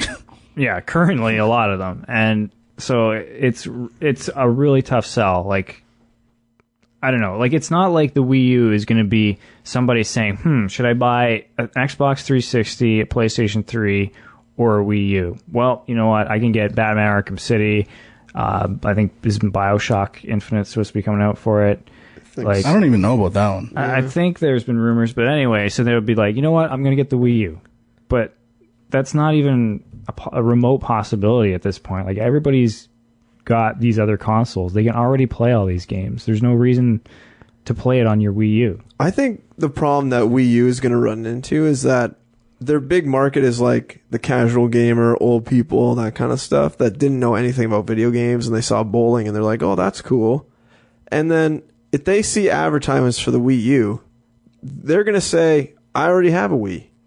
Why do I need a Wii U? And they're not going to buy it. That's a good point. I also think a big section of that group of gamers that you mentioned, the whole idea is you introduce someone to casual games and they become more hardcore. See Skyrim Grandma. Like, I think a lot of those gamers will tend to migrate into more hardcore games. And that's just the evolution you take. You find an interest in games. Some people don't. Some people are fine with that. Yeah. And I think those people will fall into the category you just mentioned. Yeah, they'll just keep their Wii. A huge play set will bowling. be like, I want to be able to do more. Like, I like gaming now. The Wii U got me into games. I want to do more and have different experiences. I don't know about that. I think if you've transitioned into that group, you've already bought a 360 or a PS3. Like, why are you waiting for the Wii U at that? I was at Future Shop today. Someone was buying a Wii. Okay. So he might love it tonight. Maybe it takes him a few months, but by then they're like, holy shit, 3 Xbox 720s coming out. I'll wait for that. I'll get that. Probably. But I think the name is a problem. Like, it sounds like it's an add-on. Or I hate to keep going to Francis well, but the guy, like, he was just right on the money. Right on the money. I told Sean to try and get him on the show, but he fucking... The other option is that he could have been like, Frank, his Wii died, and he was just buying a replacement. He was buying a Thanks for the thought, Huck. He was buying a nunchuck. Yeah. 2 games. An extra Wiimote. Do you do that if you had a Wii that broke? What if you want to play 4 people? You only had 2 before. No, you don't buy that if you're replacing a system. Maybe one for the office, one for home. Which I did. You really did. A black and a white. I don't regret that for a second. All right, so let's talk about a couple of the other big things that got a lot of... Did you know I did that when you said that? No. Oh. But I'm not surprised. A couple of the other things that had like long videos and a lot of stage time for Nintendo. Number 1, the Lego Universe. City? Lego City? Yeah. Lego City, is that what it's called? Oh, something like that. Yeah. That's what I wrote down. I'm just surprised that the response to this game was pretty favorable. I thought it looked pretty good. I'm tapped out on Lego games. Well, but that's the thing, is it looks like a bit of a different... Like, it's not Lego recreating a movie. It basically looks like a GTA Lego game. And I have to admit, I was watching the video and I was thinking, when I was a kid, I probably would have loved this. But now, that's not, like, even if I had a Wii U, I don't know if I would get it, but it's certainly not motivation to buy the Wii U. I'll be honest, the only reason I've ever been interested in a Lego game is the movie they were doing a take on. Not that it was Lego. That's a good point. It could have been like a Muppet Babies version of those movies. Rather than, like, do you know what I mean? The equivalent, like, right. Batman Babies with the same gameplay as Lego and had the same effect on me. Well, but it was just an aesthetic change to and a take on a franchise. Well, I like the Lego, the idea of this world that's built out of Legos and what you can do with that. When are we going to get a Zax game? Do you guys remember Zax? Oh, yeah. I know. Centurions? No, Zax. You guys remember Centurions? Zack the Lego Maniac? Like, you can make masks out of Zax and stacks out of Zax. My cousin used to love Zax. He would play with Zax all day. I think that's my next eBay investigation. a Zax lot. If anyone and listeners out there are trying to unload their Zax, talk to me. Are they the things with the little pegs that you peg together? No, they the corners look like puzzle pieces almost, and they snap together like it's square ridges, and you Right. just while you're in the background, look up Zax. Okay, so so they showed off a few Wii U titles, and they showed Zombie U. I don't know. Some people seem pretty excited about this. People are jacked about it. I am so tapped out on zombie games. Like, we talk about pandering on film junk. This game is pandering to me. The equivalent of pandering in a game presentation. I'm out. I refuse to buy it. The only thing Unless I think it gets a 7.5 or higher in reviews. The only thing I think it has going for it is that Resident Evil 6 was shown, which you haven't talked about yet. It was extremely action-oriented. This seems to be going back the opposite direction, back more towards survival horror, which, people are angry at Resident Evil 6 about it being so action-y again after 5 and 4 before it. So I think Zombie U has a chance to kind of grab some of that survival horror Resident Evil audience. And yeah, it's fair. For me, I also am not that interested in it. Looking in a backpack on the Wii U doesn't really, do anything for me. Whatever. I mean, the CG trailer they showed was nice. Looked good. But I wasn't convinced because the press conference one, I think, was all CG. And then I actually saw the real gameplay video, and it actually did some things that were pretty neat. Well, not really neat, but, it was a zombie game. But the thing is, isn't it just more of an arcadey kind of thing where it's you try to survive as long as you can, you die, then you start as a new survivor? Yeah, I don't know if that was just one mode or if that's the whole game. I think that's the whole game. Personally, I would probably rather play Left 4 Dead than this game, but I don't know enough of the details. What press conference had Resident Evil? I don't even remember. Microsoft's. Was it? Yeah. Oh my god. It was pretty long too. It was 4 minutes or 5 minutes. Yeah, and it looked terrible. Yeah, I mean, it looked like a Resident Evil game, but It looked poopy. It looked like wanting to be Uncharted, but doing it through canned cinematics instead of having weird looking hair on everyone. rock hard. So yeah, I don't know. Zombie U to me just seemed like Nintendo's we need the hardcore gamers, we need a zombie game, Zombie U. I don't know. And everything's gonna be a U, eh? Scribblenauts Unlimited Yep. was announced, and I'm psyched for that. I won't buy a Wii U for it. So at this point, press conference is winding down. The buzz is at an all-time high. We're getting the sense that something big is about to be unveiled. huge, new Zelda, new Metroid. Okay, let's pan what everyone thought it was going to be. I thought a new Zelda for sure for the Wii U. I don't know. I have Nintendo just does not surprise me anymore. I'm going to go a step further, right? This is how much I'll project positivity onto Nintendo. Okay. They showed the logo for what we're about to talk about, Nintendo Land, right? Yeah. And instead of me rolling my eyes, I messaged you and said, oh my God, this is going to be fucking amazing. In my mind, I said, this is going to be a hub where you can play every old Nintendo game and stream them and do whatever. It's going to be the coolest thing ever. It's going to revolutionize games. would be amazing. Yeah, I was so excited. Even just let's talk about Nintendo Land. It's a theme park with Nintendo monthly subscription. Is it? I'm saying it would be awesome if it was monthly subscription. You play any Nintendo game to date, streaming. All you want, exactly. It'd be amazing. Everyone would buy it. Everyone would buy a Wii U. Exactly. Everybody. Now, you throw this in there. Even just how much they butchered this concept. A Nintendo theme park. That would be awesome if there was different areas that were centered around different games. You're talking about a real life Both. Nintendo theme a virtual park. one or a real life theme park centered around the world of Nintendo. Sounds like a compelling concept to me. But I look at this game, I don't even see Nintendo. I don't even see a game. The art style of Nintendo in the park itself. You know what I saw? PlayStation Home. Yeah, only uglier. Yeah. And to me, at least, like, how easy would it be to design a theme park around Nintendo?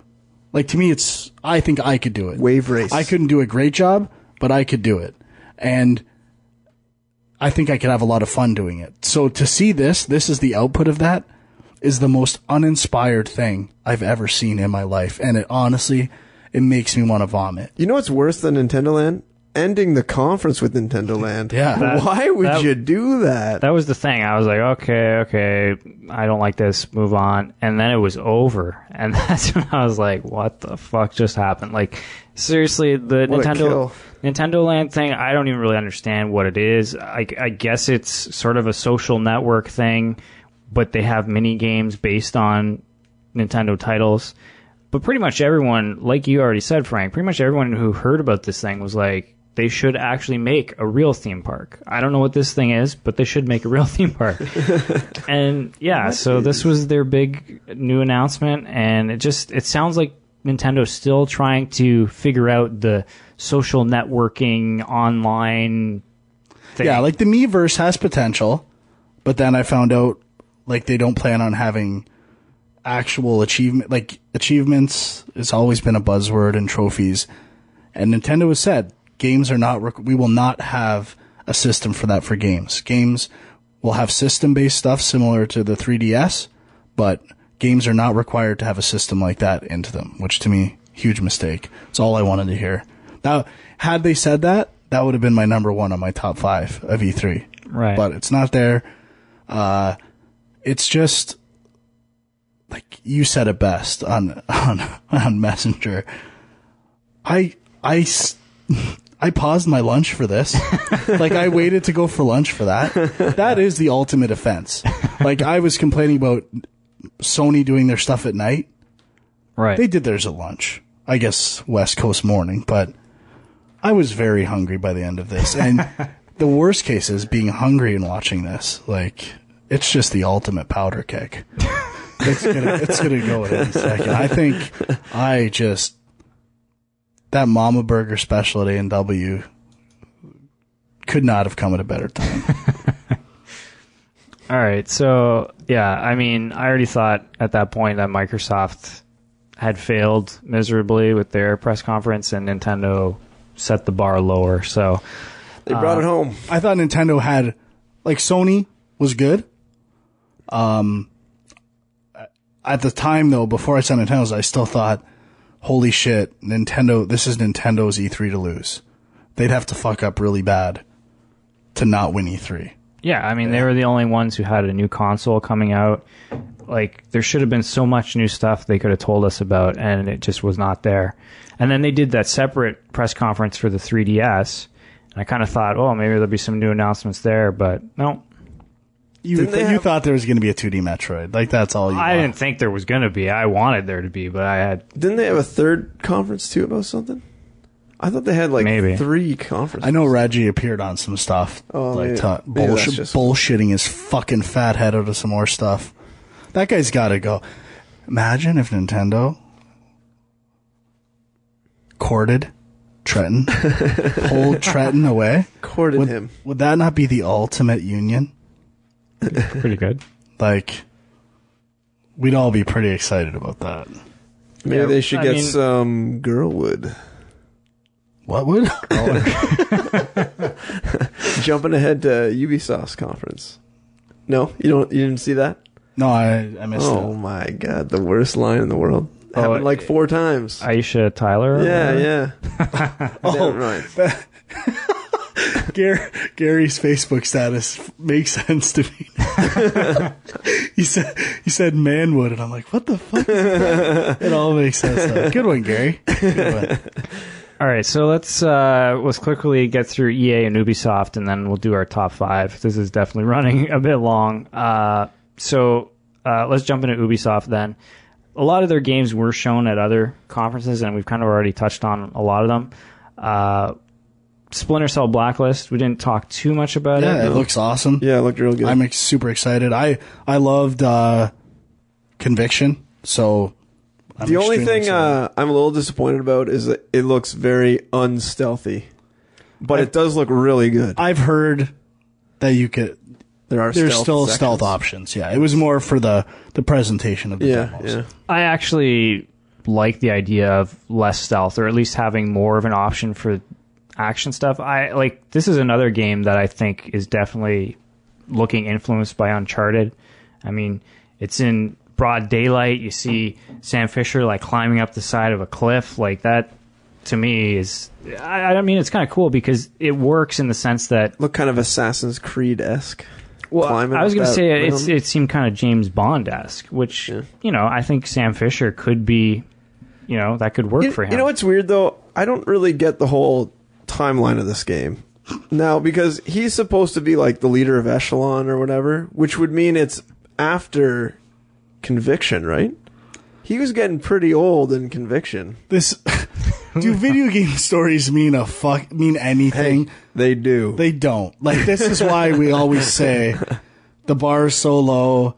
Like, they're so irrelevant. I mean, once in a while something stands out and you can somewhat get caught up in something for the window that you're playing it, but they have a long way to go. A really long way to go. Well, I will say, if the chronology of this game isn't clear to me before it hits stores, I probably won't buy it. I don't think it's an issue. I'm out. Okay, a couple other things that definitely need to be mentioned. Watch Dogs, one of the few original games that nobody had heard of previous to the show and was announced at the show. So this, I mean, I don't fully understand what you can and can't do in this game, but it seems like it's sort of a cross between like Deus Ex and GTA. Yeah, any sort of When I first saw it, game. I thought it was running like on the Deus Ex engine, but I was watching it kind of out of the corner of my eye in a tiny window. But it looked a lot better than that. It looks really good. Like, I think it looks amazing. I looked a little closer. They had tons of rain, wind effects going on. Like, the backgrounds were really active with their animation and stuff. I would say it's one of the defining aspects of Ubisoft. But animation always is top notch in their games. That's one thing I cannot argue. Yeah, and I mean, the concept is pretty cool. Like, just the idea of sort of being able to, I guess, hack into technological things and wreak havoc that way. Like, obviously, a lot of the stuff in the demo is set up for the demo, but the idea of being able to, go into a crowd and turn off everybody's cell phones and seeing the confusion that causes, or playing with traffic lights and seeing what happens because of that. Like, I don't know, if they actually give you the tools to just play around in that world, I'm sold. It's a can of worms for sure. What could be open with this game if they do it well and focus design, like let the player focus through design on what they need to, so that it doesn't become too overwhelming or things become irrelevant. That's what I'm a little scared of. I think it'll be extremely good. I'm very excited. It'll be like, I'm always scared of open world games like this. Kind of the same thing like in GTA. You start off and you're driving around. It's amazing, right? It looks so cool. Same with Red Dead. And then all of a sudden you discover the fast travel system and you never drive anywhere. Taxi. You immediately go from point A to point B instantaneously. And all of a sudden kind of the magic of the game is lost, because really that open world is the magic. And I'm a little worried about like this same game having a similar issue. I agree. But to be fair, Red Dead, I didn't fast travel as much because like I was more into the hunting quests and some of that stuff, which were some of my favorite things in the game. So if they can add stuff like that to make, traveling the world more exciting. Yeah. It's got potential. More engaging. It's got potential. No doubt about it. Okay, so the other game that I think we need to mention is Rayman Legends, which looks pretty cool. Yeah, I think. Absolutely. I'm curious to see, how it's received after the the last Rayman game coming out, and it did pretty well from what they say. Yeah. Like, it was on a lot of platforms, which certainly helps, but I'm pretty sure if they're making a sequel, it did pretty well. critically, it definitely did very well. The only critic that matters gave it Game of the Year. Yours truly. Yeah, so I mean, I didn't watch too many of the videos for this, but was there anything that stood out about it to you guys? Like, kind of just seemed like more of the same to me, which I'm... Looks like whimsical magic in tablet form, and I'm on board. I didn't really watch the video, so I have no real comment. Okay. It looked really, really cool. Super excited. All right. Anything else, Ubisoft? Well, we talked about Assassin's Creed 3 and... Far Cry 3. Yeah. Okay. So let's end with EA. Do we even need to talk about this? Like, Well, Dead Space 3. Look Sure. crap. look Look good. crap? I'm excited, but really... I don't know. I think, for me, it's suffering from the Resident Evil effect, where they're totally losing the whole concept of the game. Like, for Dead Space 1, for me, was amazing. Which is ironic because they modeled Dead Space after old Resident Evil. Yeah. And then Dead Space 2, okay. Not as good as the first, in my opinion. And it looks like Dead Space 3 is going to be more action, less survival horror type, which is really the wrong direction, in my opinion, to be going, for my personal taste. And I don't know. I'm not excited for it at all. Yeah, I am excited, but and we'll get into some EA stuff later. I don't want to be perceived as an EA hater because I'm not, and we'll get into that more later. But just, I'm really not excited about anything. You know what pissed me off? Press conference. They didn't show NHL. I'm No NHL in the press conference. completely okay with that. Well, I mean, they showed SimCity. That actually looked pretty cool, but I've never been huge on that series, so Yeah. I did Looked think like an up-res SimCity. yeah, super like I love the polished look of that game. There's a lot of little details in there, but Call of Duty Elite. Battlefield Elite. Yeah, I mean, Is that what you mean? well, Call of definitely Duty's what you mean. Activision. oh, okay. Battlefield's yeah. Yeah, I guess both. You're right. Both of these games are going for this subscription service thing, which I find strange. I mean, I guess they're popular enough that people will pay for extra stuff. I'm fine with it. It's not like you have to buy it. It's completely optional. I'm not getting it. I also shall not be buying Battlefield Elite. It's just like a map pack thing, right? You get like the map packs for like $10 off or something. You gotta go map packs. Something like that. I don't even know. And, That's how much I just zoned out. There was a lot of sports stuff, but there was an announcement with regards to them getting the UFC license, Couldn't care less. which put the THQ Yeah. studio pretty much out. You know what sucks though? I didn't play the EA one, but I really enjoyed the UFC THQ versions. So it's kind of a shame in a sense, but you know, we all know who has the money, and it's not THQ. Yeah. And last but not least, Crysis 3. Yeah, it looked pretty good. I mean, I think the thing with EA, I kept I got bored during their conference a lot, and every time I looked over, it was either first-person shooter or sports game. That's pretty much it. Yeah, and let's just get into it now, okay? Do it. Let's do the EA shit now. Yeah. We'll scrap the news story. Well, yeah, okay? we didn't actually talk about it during news, so I guess. Oh, okay. We were going to talk about the EA Indie Bundle, and Right, sure. there's this hate out there on EA. Like, there was that survey, that tournament of the most hated companies, and EA won. And I don't get Which is that. ridiculous. Like, it's insane. It's just gamers that I don't even know why they hate EA, to be perfectly honest. Like, here's what I like about EA, and people shit on them. They tried to put out new games. Like, they tried to get new IPs. They did Dead Space, which was successful. Mirror's Edge, that They God of War ripoff. They published Amalur. I was going to get to that. Like, they tried doing new games, and you can't say they just make sequels, because they don't. They have invested in new games, new ideas, and no one, and they're not bad games. Mirror's Edge is not a bad game. Tony Hawk Ride. Good. Yeah, like no, that's Activision. Oh, is it? Oh, okay. Yeah. They did Skate, which is actually cool. Skate, yeah. They redid SSX, which I'm still curious to play. Like, they try to put new stuff out there. They still have their sequels, their sports games. I can't blame them for that. If people buy them every year, are they doing anything wrong? No. Like, that's fine. At least they try to put new stuff out there. It's not always successful, but it's not always terrible either. It's just pretty much the market has said, we don't want this stuff. We want sequels. That's pretty much the message you're putting out. And I just do not get, they have Mass Effect as well. Like, what's to hate about that? Nothing. Well, no, that's a big reason why they got voted most hated company or whatever, is because of the end of Mass Effect. Which is retarded. I haven't finished the game yet. To hate on a game for its ending like that is just stupid. Well, there's also I guess we'll see next episode. I'm fine if you hate the ending. Like, that's fine.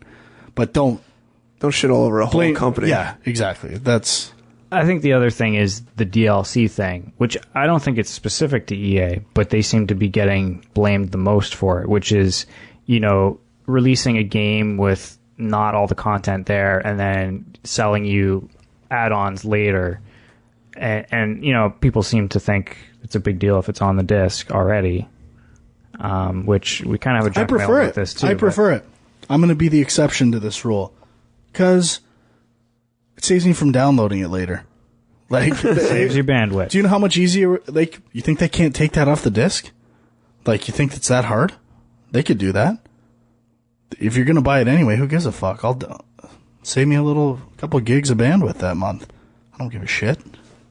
I guess that's a pretty good point. I guess the real thing is that you're kind of it's been advertised as content created after the game has shipped, and it's bonus. Like, we took money from sales and are giving you extra content, which obviously is not what's going on in this case. Yeah, I get that, but DLC is planned.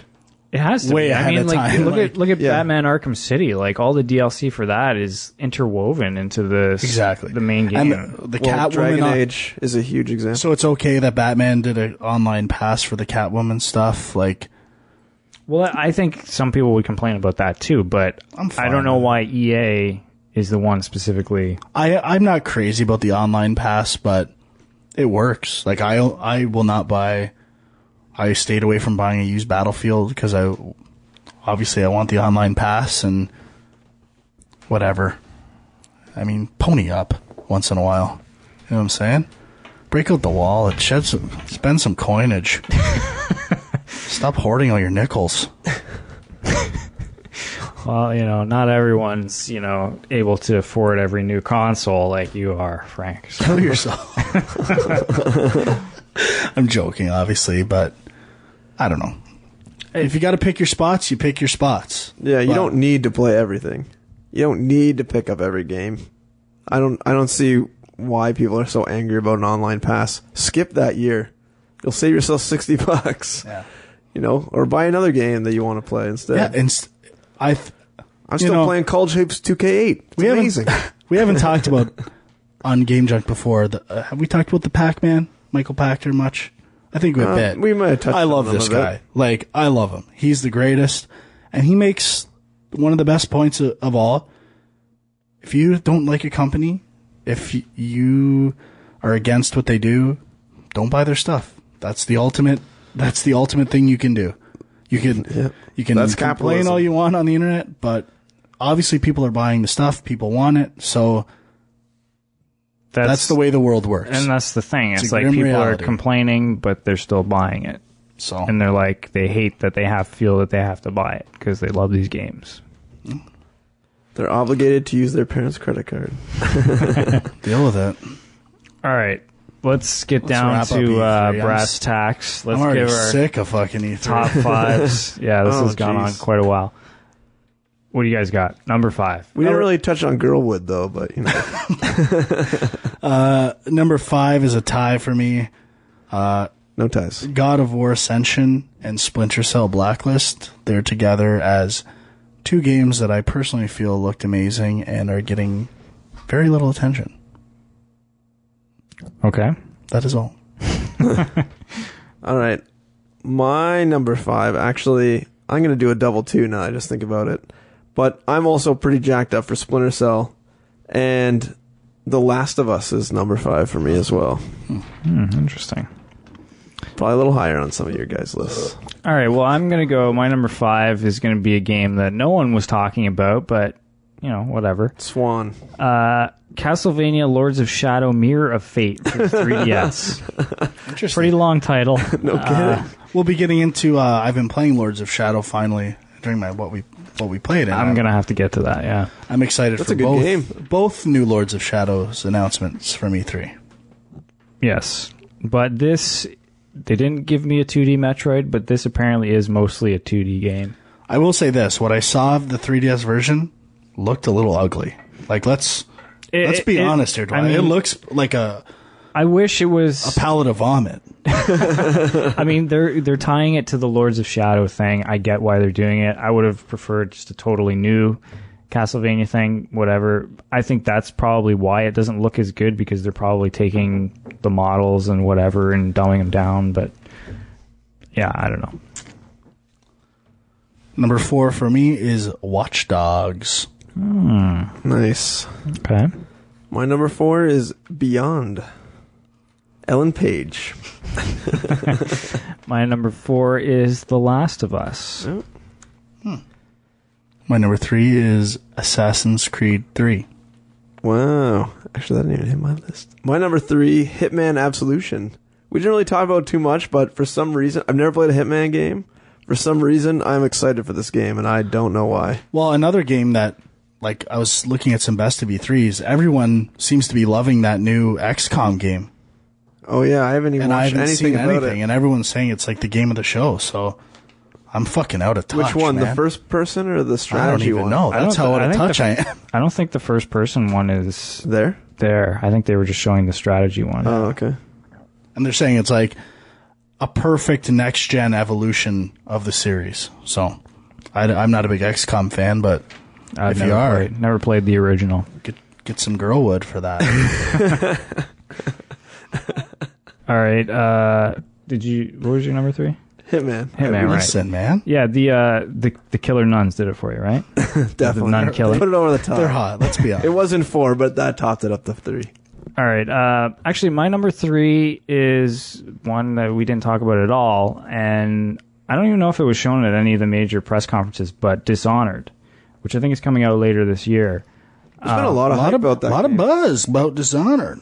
Yeah, I mean, I saw I think it was like the announcement trailer they had or whatever, and it was just mostly cinematic stuff, and it looked cool. The universe looked cool, sort of the steampunk thing, but I didn't know what the gameplay was going to be like, but I watched some stuff, and it looks pretty awesome.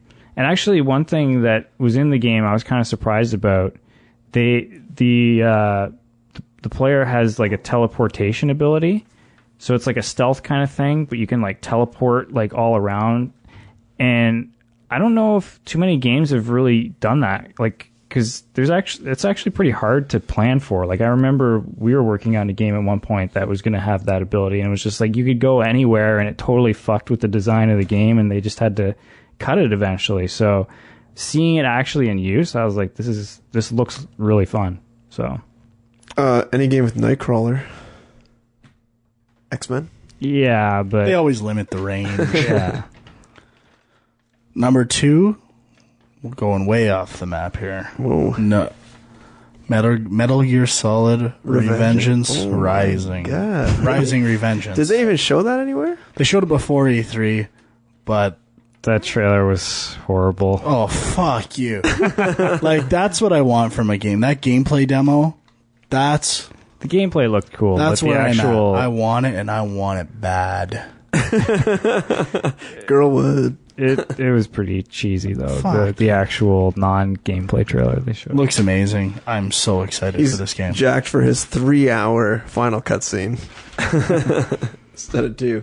That's what I like about this, though. It's like a gameplay Metal Gear. It looks amazing. We'll see. Still, my interest is peaked. All right. My number 2, which we have not talked about, which may spark other discussion, is Star Wars 1313. Oh, yeah, that's true. We didn't talk about that. Which we were kind of discussing before the show about the whole next gen running on PC, like Watch Dogs, and this game also were running on high-end PCs, not on 360 or PS3. And I mean, this game looked awesome. It kind of reminded me of, you know, a more gritty Star Wars game. Kind of like, it kind of reminded me of almost like Shadows of the Empire from N64. Oh, now we're talking. Except, obviously, a lot more polished. But that same sort of like gritty feel was kind of in both those games. More polished than the fog 2 feet in front of you in that game. And the fucking... You could not see more than 3 feet in front of you in Shadows of the Empire. And those ugly-ass snowmen. Oh my god, it was amazing. But that was the other one that looked a lot like Uncharted. Like, I think that, you know, basically it's it's very cinematic, for sure. Yeah, it's like take Uncharted and think how that would fit into the Star Wars universe. And I don't know for sure, but it seemed like the main character was like a bounty hunter or something. Yeah, something like that. I think they said they're some bounty hunter on the main world, Coruscant or whatever it's called. Yeah, like you're not a Jedi or anything. No, I don't think so.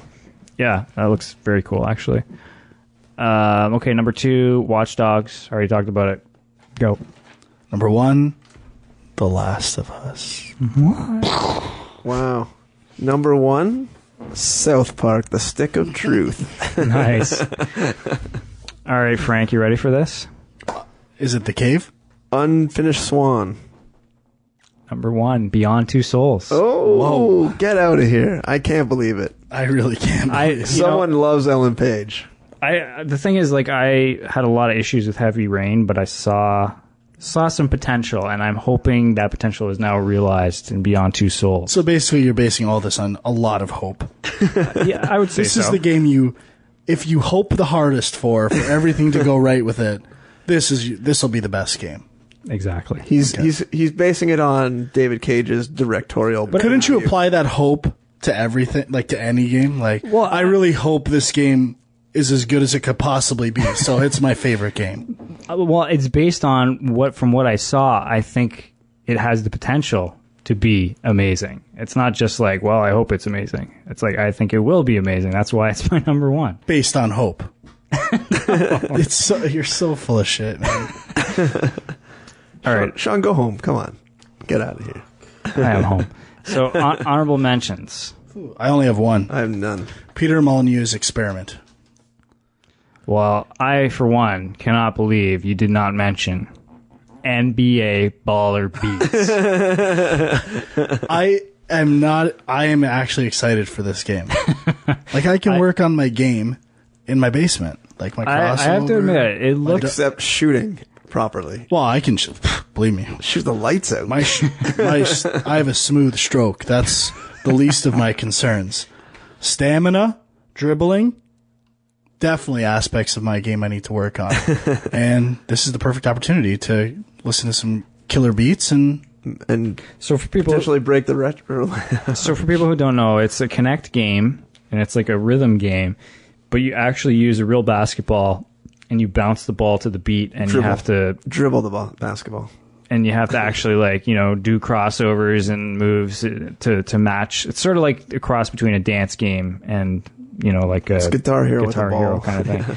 So, but the thing is, like, the trailer looks absolutely ridiculous. But as I was watching it, I did think this would be a pretty fun party game. I mean, when Guitar Hero first came out, that seemed like a pretty ridiculous concept, and it was fun. People just... I have a feeling there's going to be a similar case to be had that the Wii had originally with the whole Wii's flying into TVs. Well, I think there could be some similar lawsuits. I definitely think that it depends. Like, I'm going to need a partial hard floor to play this game. Yeah, most people have rugs, carpets in their living room. It's called plywood. I'm pretty much going to have to remodel my entire house after this game. Go to Home Depot. $20. No, I'm turning my whole floor into a basketball wood. parquet floor just so that I can play. You know they're going to sell an add-on for that. Parquet, not hardwood? Ooh. They'll have something. I want parquet. Parquet. So let's see. We didn't mention the cave. I mean, it wasn't really. That was pre-E3, but Was it shown? just on this show, it needs to be mentioned. Your ultimate, like, if you could describe Doubly any game, fun. if Sean would have pulled out of his mind his perfect game, Serious girl would for this one. like, this is your game. It is, and you summed it up already when you saw the headline that said Metroidvania meets Maniac Mansion, and that's what it looks like. But yeah, I mean, like the videos, it's hard to tell from the videos. Like it's very cartoony I love the looking art style. Oh my god! But like the idea that you choose three out of a bunch of characters and they all have different abilities, and there's different ways to play through the game. I'm there. I love it. Is this the Kickstarter one? No. So this is another one. Yeah, this This is is the Tim, not Ron Gilbert. Ron Gilbert. Oh, okay. No, so, Yeah. yeah. And one other thing I wanted to mention. I don't know if you guys saw anything about this game, but I was actually surprised. Out of all the Wii U stuff, I thought for sure they were going to announce a WarioWare game. And they didn't, except there was a game that they announced called Game & Wario, which is like basically Game & Watch type games with the WarioWare characters. And it seems like it's kind of the same thing, like a mini game thing. I would be interested in it, of course. It's a Wii U title, and I probably will not be buying one day one. So Come on over to Frankie's. We'll play. sounds good. It'll be fun. All right. All right. What we played? Yeah. I'm gonna do. Let's rip through. I'm gonna do 5 minutes. That's it. Starting now. Okay. For Vita, totally back into Hot Shots Golf. Loving it. Was gone for a bit. Back in. Played my 3 tournaments a day. Maxing out all the characters. Rising shots, homing shots, spiral shots, backward shots. Fully involved. Loving it. Resistance. Resistance for Vita. A lot of bad reviews Terrible for this game. A lot of reviews out talking there. shit about this fucking game. I'm so sick of video game reviews and agendas. I'm done with them. The only place that gives legitimate reviews is Game Trailers. And they evaluate and I think constructively say why games are good or bad. Everyone else is just personal opinions, agendas in writing. Giving their opinions about the Vita drought, the value of games, like how much you're paying for how long the game is, should have no place in the review of a game. You can say it if you want, but do not let it affect your score. Replayability to me should not be a factor in reviewing a game. Some people might disagree, but that should be left at It's a bold left statement. at home. Bold. Hey, we're here to be bold. Back into Skyward Sword as well. Much further than I was So before. you didn't say, so Resistance is actually good. I don't love it, but it's a fun game. I love Resistance, and I love the secondary weapons in the series, and I think the touchscreen has some interesting wrinkles. They're not all perfect, but I'm having fun with it. Like, people need to chill out. Like, the bar of what's fun now, like, something has to be... It's not good enough to be fun anymore, which I think is a serious problem. Like Binary Domain. It's fun. You said it. Skyward Sword, starting to get better at the motion controls, which is a huge factor. I think my biggest thing was I was playing the game like I was 5 again. Like I was holding a sword. The key to playing the game is just mimicking movements subtly, and then it becomes a whole new world. Okay. I don't think I'll ever go back to that. On game. board. I'm on board. Assassin's Creed 2, platinum that almost platinum that shit. Platinum Mass Effect 2, playing Castlevania Lords of Shadows, finally. Love it. Great game. Underrated. It's really hard. Super underrated. Really hard though. Fucking bullshit. People saying this game sucks. They're stupid. What's the God of War comparison? It's similar to God of super War. It's close, like yeah. God of War. It borrows from God It's of War. good, though. It borrows from Shadow of the Colossus. Like, not a ton of originality, but breathtaking. Good gameplay too. Breathtakingly beautiful. Like, they don't screw it up. Darksiders finally got around to about halfway through. Love it. 3DS Mario Tennis. Got a good deal on that. It's fun. nothing mind-blowing, but again, another game that gets terrible reviews for not being revolutionary and bringing something amazing to the table in terms of tennis games. Like, what can you do? The more you add to it, the more you fuck it up. Can someone respect it for being pure? It just bothers me. And Diablo 3, played a bit, not a ton, but I'm enjoying it quite a bit. It's my first Diablo game, so it's tough for me to say. Yeah, oh yeah, you heard it. What? But my one complaint with Diablo, Really? if you quit the game or get kicked out for being disconnected from the server, it resets your map progress. Like, I explore every nook and cranny of the map, and then every time I start again and go back to an area, my map's empty. Like, I fucking hate that. Yeah. Just remember what I've seen on that map. Because I do the due diligence. I do a combing the desert search of every area. Grid pattern. This guy's on point today. I grid pattern that shit, and I shouldn't be punished because your fucking servers disconnect, and I have to go right back to where I was, and now I don't know where the fuck I have to go. He's angry. It happened to me last night, and I was furious. All right. Well, let's on this topic, because I wanted to talk briefly about Diablo 3 as well, and we didn't really talk in news or anything about the Diablo 3 launch. Unmitigated disaster. It was terrible, and I wasn't planning on necessarily buying this game, but You did. I did. It is an awesome game, though. Let's be honest. It's fucking wicked. You know what? Yeah, okay. Their art is the best. Like, the best. Their polish of, like, title, like, menu screens, presentation, unparalleled. Their user interfaces, the greatest. Let's all bow to Blizzard. It is it is deserved and sometimes unstated, which is a shame. Right. Now, that's why, though, I think for any other company, if you put out your game and people can't play it after they get home, this game is like one of the most anticipated games in a long time. People are dying to play it, and they buy it, and you know the server's going down. I bought the game. I had it installed at work. I brought it home, put it on my laptop. It just wouldn't install. Like, it would sit there for like hours.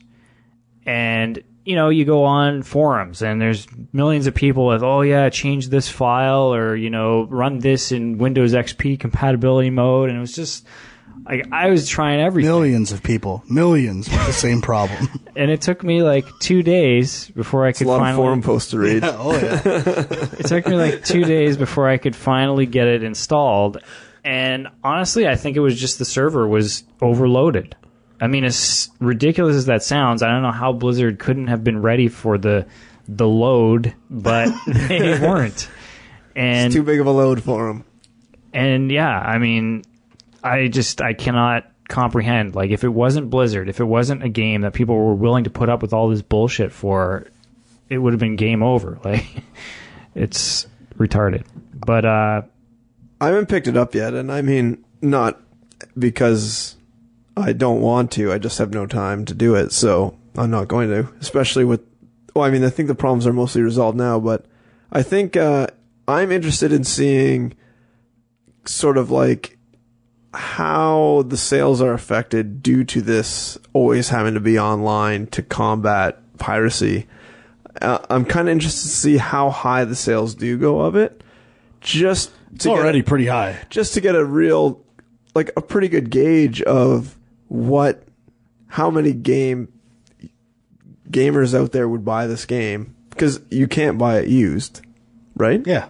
So it's going to be interesting to see how many actually pick it up. And I know, like, I played Diablo 1 a ton. Didn't beat Diablo 2, but played it quite a bit. And I definitely want to play Diablo 3, just, you know, eventually I'll get to it.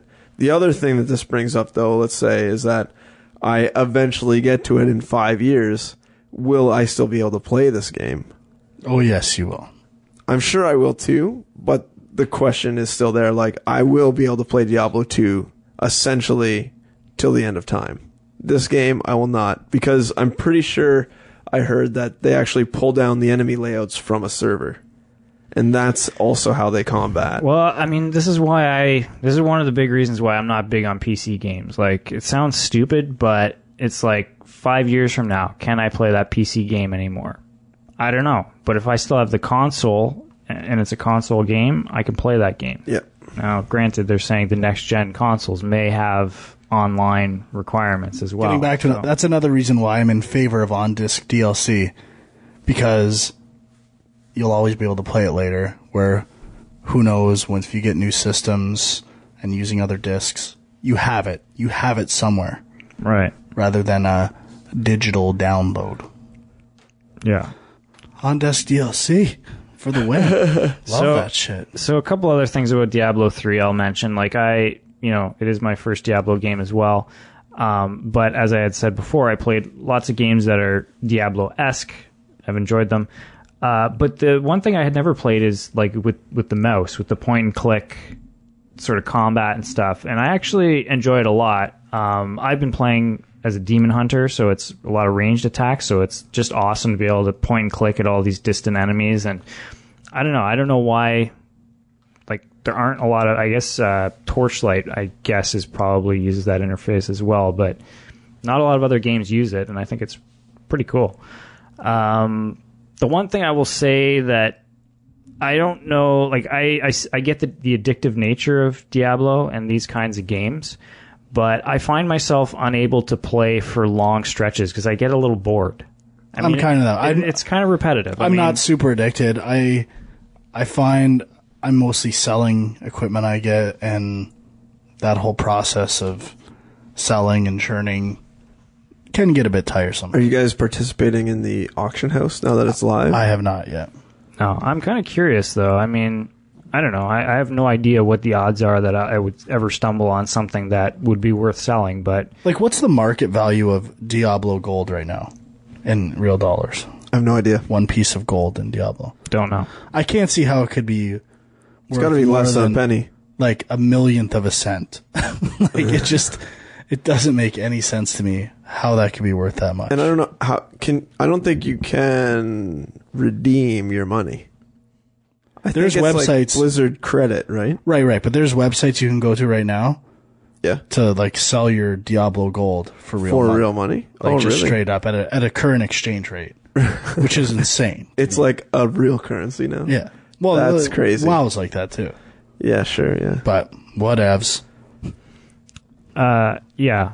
So I don't know. I mean, I probably won't get too much into that, but yeah. I mean, I don't know. I'm enjoying it, and the one thing I don't know if my expectations were off. Like, I thought I had heard people saying that the game does some interesting things with in-game cinematics, because Blizzard does amazing cinematics.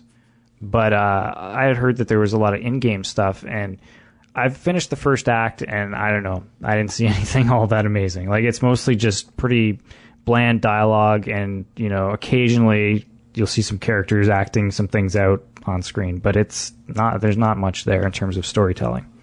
Yeah. Lay as a peach, though, eh? Oh, yeah. So, yeah, that's Diablo 3. I don't know. I'll keep playing it 1 hour at a time. Well, I'll just go. There's two other main things I'll talk about, and then I'll just run through a bunch real quick. Max Payne 3. Did you yeah, shit. Sorry, I played that too. You played this? Yeah, just a bit. I liked it quite a bit. I was really enjoying it, and actually I was worried about it just because, I don't know, I felt like Max Payne, the first two, I mean, they were cool at the time, but it's like, would this translate to today's games, But I think they found the perfect way to update it, like the Tony Scott thing. I've only played it for a bit. I can see myself getting sick of it. I could see that too, but I was having a pretty good time with it initially. And I mean, it is clearly ripped right out of Man on Fire. Like, when people are talking, giant words appear on the screen, and it's like, this crazy editing style, recreated in a video game, which I thought was pretty interesting. I loved how in the credits they had a credit for cinematic effects, which is the first time I've ever seen that credit. But yeah. You can see it. Yeah, but in terms of gameplay, I found the controls a little bit frustrating. That's what I'm going to gripe about. Like, the lack of options to change your controls. Like, most shooters have R1 and L1 as the shoot buttons, and I can't do that at all on PS3. So I'm assuming at some point there's a gun mechanic that requires like pressure sensitive stuff that the triggers have. I haven't gotten there yet, but that to me, I'm relearning how to play a shooter almost on PS3. And yeah, I don't know what it is, because, like, you know, there's certain shooters I play, you know, I'll play Halo or Gears of War or something like that, and I'll feel like I don't even have to touch the settings. Like, it's perfect. But when Halo has a bit of a learning curve. Like, going back and forth off to and from Halo. Like, they swap reload and some other stuff, but especially ODST was a little weird. Well, I'm just talking about the thumbsticks, the two thumbsticks, really? and moving around. Like, I found with Max Payne, I couldn't get the sensitivity just right. Like, I was always like too fast or too slow. It was frustrating. I haven't noticed that. But I don't know. Other than that, yeah, I just wish it was a little more customizable control-wise. You might be able to fix your problem. There's some... Yeah, I'm sure I just need the right sliders you can tweak. Just need the right numbers, that's all. And so the other thing I want to talk about, which I think you said you played a bit, Huck City. And actually, I forgot about this. I want to introduce a new segment on the show here. Oh, what? The Mindfuck of the Month. Bi-monthly. So I want to talk a bit about Fez, which I haven't played it a ton, but I've played enough to sort of get a sense of what this game is about. And it's actually not exactly what I expected. Like, I've seen, you know, I had seen videos and screenshots, and the visual, I love the visual style of it. But it's, strangely enough, there's not a lot to this game. Like, really, it's just an exploration game, as far as from what I've seen. You're just going around collecting stuff, and that's part of the fun, is just seeing what comes next. You know, you go into the next room, and it's like, everybody, I guess, most people know the concept is you can hit the shoulder buttons and you swivel around in 3D space to look at the world in different angles, and that's sort of how you maneuver through the world. The map system is pretty confusing, I found, but I don't know. It's not too bad once you get used to it. Yeah, I was starting to catch on, and I kind of just, I don't know. At this point, I was enjoying just, you know, wherever I went, I didn't care. Like, I didn't care that I was kind of lost in the game, because it was just fun. So, but it's definitely very, there's sort of a, I don't know what the word is, but the pacing of the game, like, it's just sort of go at your own pace. There's never anything pressuring you. There's never any real danger. It's just exploration, as far as I can tell. It's like an old school adventure exploration game. Yeah, which I think means it's probably not for everyone, but I was digging it quite a bit. Are you done? I'm done. Okay. Well, I mean, I got a few other things I'll run through quickly. Well, I did play Fez too, and I actually had no interest in Fez. Like, I heard all the hype and thought it'd be pretty good, but it didn't really pique my interest. And then Sean and I went and saw Indie Game the movie, and it kind of piqued my interest a little more. I thought, you know, Phil Fish was a pretty interesting character, and, you know, seeing his side of the story through the whole game development and seeing him on the live stream after we watched it was kind of interesting. And after that, I was like, well, I'll pick it up maybe if it goes on sale. And then for some reason, I don't know, like 2 weeks later, I just kind of got the feeling. I was like, you know, I'm going to buy this game. Had to pop on it. Yep. So I bought it, and I played it. I actually played it quite a bit. I played it to the point where you beat it kind of the first time. Okay. But I actually had a hard time because I think you need 26 total cubes to sort of beat it officially the first time, and I could only find 25. So I had to resort to some sort of walkthrough to find my 26th. So, I mean, the puzzles are good. Like, they're quite complex, some of them for sure, and it definitely is interesting, and I enjoyed it. I'm obviously, I guess, officially halfway through or whatever. I don't know. I have, you know, most of the regular cubes and maybe 5 of the anti-cubes, but it's an interesting game. Like, you put a ton of work into it. You did a good job with it. I like it. I don't know if I'd be ready to review it or anything, but it's good. I like it. Yeah, I heard some people like kind of saying that it's like, you know, the next evolution of platformers, and it's like, you know, the new Super Mario Brothers. Like, I don't know. I just heard people talking about it in that way, and I don't think it's quite that. Like, no, I wouldn't think so either. It's good. It's a good platformer. It's a good exploration game, but it's original for sure. But yeah. I think it's only original in the sense that it doesn't have any enemies. Yeah, that's true. It's kind of like a toned down platformer. Right. But I like how you never really get stuck anywhere, per se. I mean, you can, but, you know, you could always find a door to go through, or, you know, there's always hints of, like, things to come in areas or whatever. So I think it's designed pretty well. Yeah. Okay, I'll just give you 2 minutes. I'll run through a bunch. Vita stuff, played Uncharted. I think maybe a little more than you did. I was actually liking it quite a bit. I mean, yeah, it's not as good as the console ones, but for a handheld, it's pretty awesome. The touchscreen stuff that they added is pretty pointless, but once in a while, I find it useful. Like, sometimes when you're climbing in Uncharted and you're trying to get him to face a certain direction. Yes, so if you can't, you're trying to make him look a certain way with the thumbstick and it's not working, and you can just go on the screen and say, go right here, and it works. So that was kind of cool. Mutant Blobs Attack, Drinkbox, nice, awesome game. Definitely best value out there right now for your $7.99, I think. $6.99. $6.99. Yeah. Pick that up. And I also downloaded Motorstorm RC, which was free. I don't know if it still is. Tis not free anymore. Still was enjoying it quite a bit, though. It reminds me of Micro Machines and RC Pro-Am, which I was a big fan of back, you know, on the NES and stuff like that. Only problem, I don't know for sure if you can remap the controls, but the control scheme, the default one they have, is a little weird because the accelerate and brake is on the right thumbstick, I believe. And I just kept, I don't know, it just wasn't working for me. I would have preferred 2 buttons. It would have been a lot easier. But that's... Yeah. Enjoyed that. And then a few iOS things real quick. Swordigo. I don't know if I talked about this last time, but it's sort of a 2D side-scrolling Zelda-esque. It's kind of like Zelda 2 in a way, but kind of cartoony, and I don't know, just really well done as far as side-scrollers on the iPhone. Voodoo Friends. Talked about how I like Lost Vikings a while back. I think it's currently free right now on the App Store, and it's basically 3 different characters. They each have their abilities, and you're kind of in this maze thing. It's a little bit like Mario versus Donkey Kong as well, which I enjoy. So I recommend that. And then got to give a shout-out to our friend Stefan and some of our other ex-SK coworkers. They made a game called Tip-Foolery, which is available for iPhone as well. I like the art style. I like the concept. It's sort of like a physics game where you tilt to...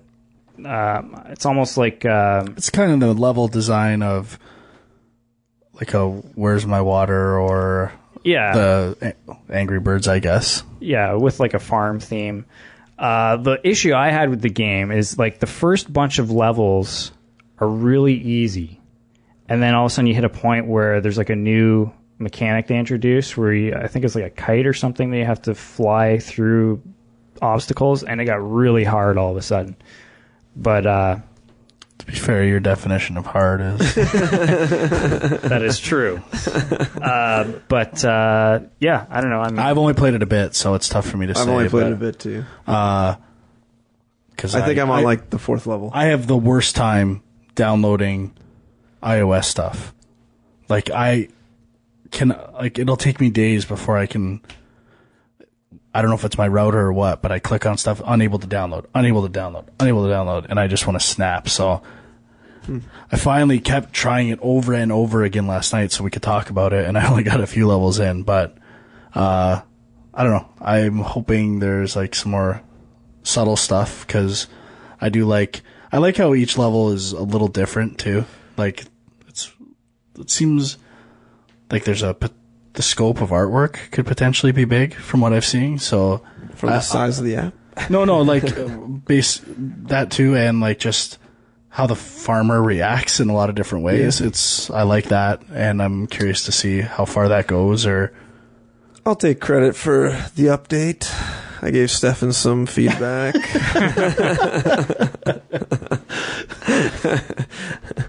It was crashing on my iPod. oh yeah, So I gave him a bunch of feedback. He fixed it, so it's all good now, Stefan. I did see that there was an update for it. Huck City. Good job. Should be a QA tester. All right, that's it for me. Okay, I will go then. Let's see here. I platinum Uncharted 3. Hello. I must say, it was actually better. I had more fun playing it the second time through than the first time. And the first time I had an issue with the final boss. And this time I kind of went on YouTube and kind of learned what that was all about and enjoyed it a lot more. I actually felt like the final boss had a strategy to it this time rather than just random button presses. So that was kind of nice. I liked that. I picked up a bunch of free PSN games that either before or after E3. I picked up Castlevania Symphony of the Night. Never played this game before. Played through it the first time. Apparently I missed some stuff. A whole other castle. I beat Richter, beat his ass, saw the credits, game over, 4.5 hours done. Apparently there's a whole, like, double the length of the game in there. Well, you got to get 200.6 castle per completion. I don't know what that means. I don't have any sort of concept. You have to explore. Oh, On the map. 200.6% of the game. I was all about the map progression. I had like 93% going into the final. You think that's a lot? It was a lot. It's almost 100. So you need to get 0.6 over 200%. Yeah. So check yourself. Apparently I missed some goggles. I don't know. I didn't sunglasses, whatever. The game for me, because I apparently missed the game, wasn't that good. I don't know. Amazing. I like it. The gameplay is good. I found that there was very little direction. That I agree with that completely. It's kind of like, here's a castle. And even knowing about the sunglasses, I like that idea. How would I know that? Yeah, I know. I've played a few games, as Frank used to say.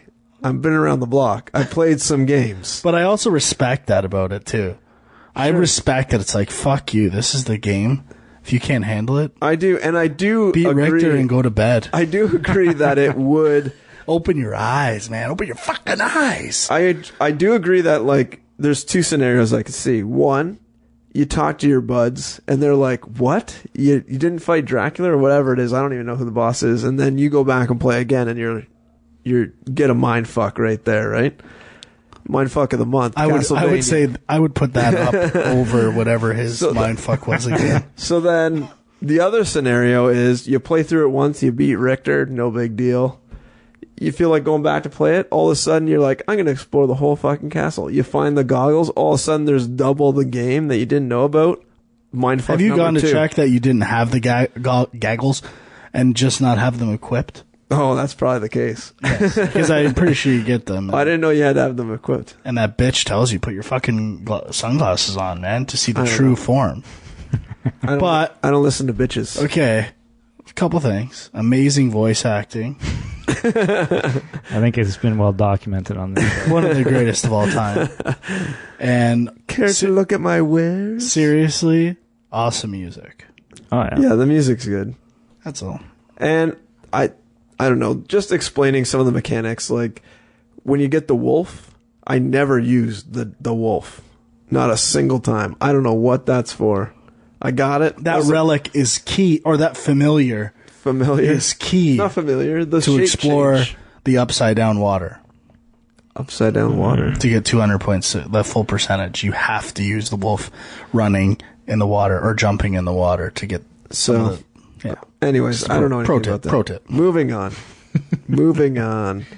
I took advantage of a Steam sale, picked up Limbo. I believe you guys reviewed it in the first or second... episode number one. Number one. I was not a part of that. Probably wouldn't have played it at that time anyway, since I'm just playing it now. But this game's good. 4 out of 4 for me. I crushed it. Overrated. Crushed it. Real good. Style over substance. It definitely is a style game, for sure. I like it, though. Don't get me wrong. So, played some ME3, Mass Effect 3. We're going to talk about it next episode. I played it for a bit. I played about 4 hours, and I'm about halfway through. I'm 20 hours in. what hurts, they fuck with the game too much. Don't talk about it. We'll talk about it later. Okay, all right. I agree, though. Okay. I picked up Xenoblade Chronicles for the Wii. Chronicles. Played 3 or 4 hours of that. Really liking it, actually. Really liking it, but I just haven't had the time to sort of sit down with an RPG of this size, so... Isn't it weird to be playing a game on the Wii right now? I don't even know where batteries are. I had to search for It batteries. feels so right. So my goal is to beat Mass Effect 3 first and then take on this beast, because I think this is like a 100-hour affair I'm going to have to get into. I also picked up another sale, the Space Quest collection. So I was playing Space Quest 1. Game is so good. I think I have that on CD-ROM, the Space Quest collection. I think I do too, but now I have it downloaded as well. Nice. I think it was like $3 for the collection, which is like 5 or 6 games. So I picked it up. New segment, Frank Snorefest of the month. Let's go. Space Quest? Come on. These guys have a Kickstarter campaign for their new game. Oh, yeah? I think they met their goal just recently. I think it ran out just recently, and I think they just squeaked in. Yeah? Nice. So potentially another Space Quest. Is this the same people made Police Quest and not exactly. Quest? No. Not exactly. No. released under the same umbrella, right? Not same developer. Sierra. Right. Yeah. Okay. Like that's the spirit. They all have the same spirit. Sure. Right? Yeah. I played a little. I mentioned a little Assassin's Creed Revelations. Played it a bit. Getting back into it. Liking it. It's kind of good. I think I had the perfect amount of time off from Assassin's Creed game, and now I'm kind of back into it. I'm at this. I was starting over, and now I'm done too, and I'm like, I don't know if I even want to play Revelation. I think this is a good time to play this for me. And then 2 games which I picked up for free, or 3 games actually. I picked up for free off the PSN was Just Cause 2. This game's fucking amazing. I don't know if anyone has played it out there, but DeRoche has a massive rager. I am loving this game. I downloaded it. I crushed the first level. I thought it was amazing. Playing the second level now, still amazing. Just haven't had enough time to go back to it yet.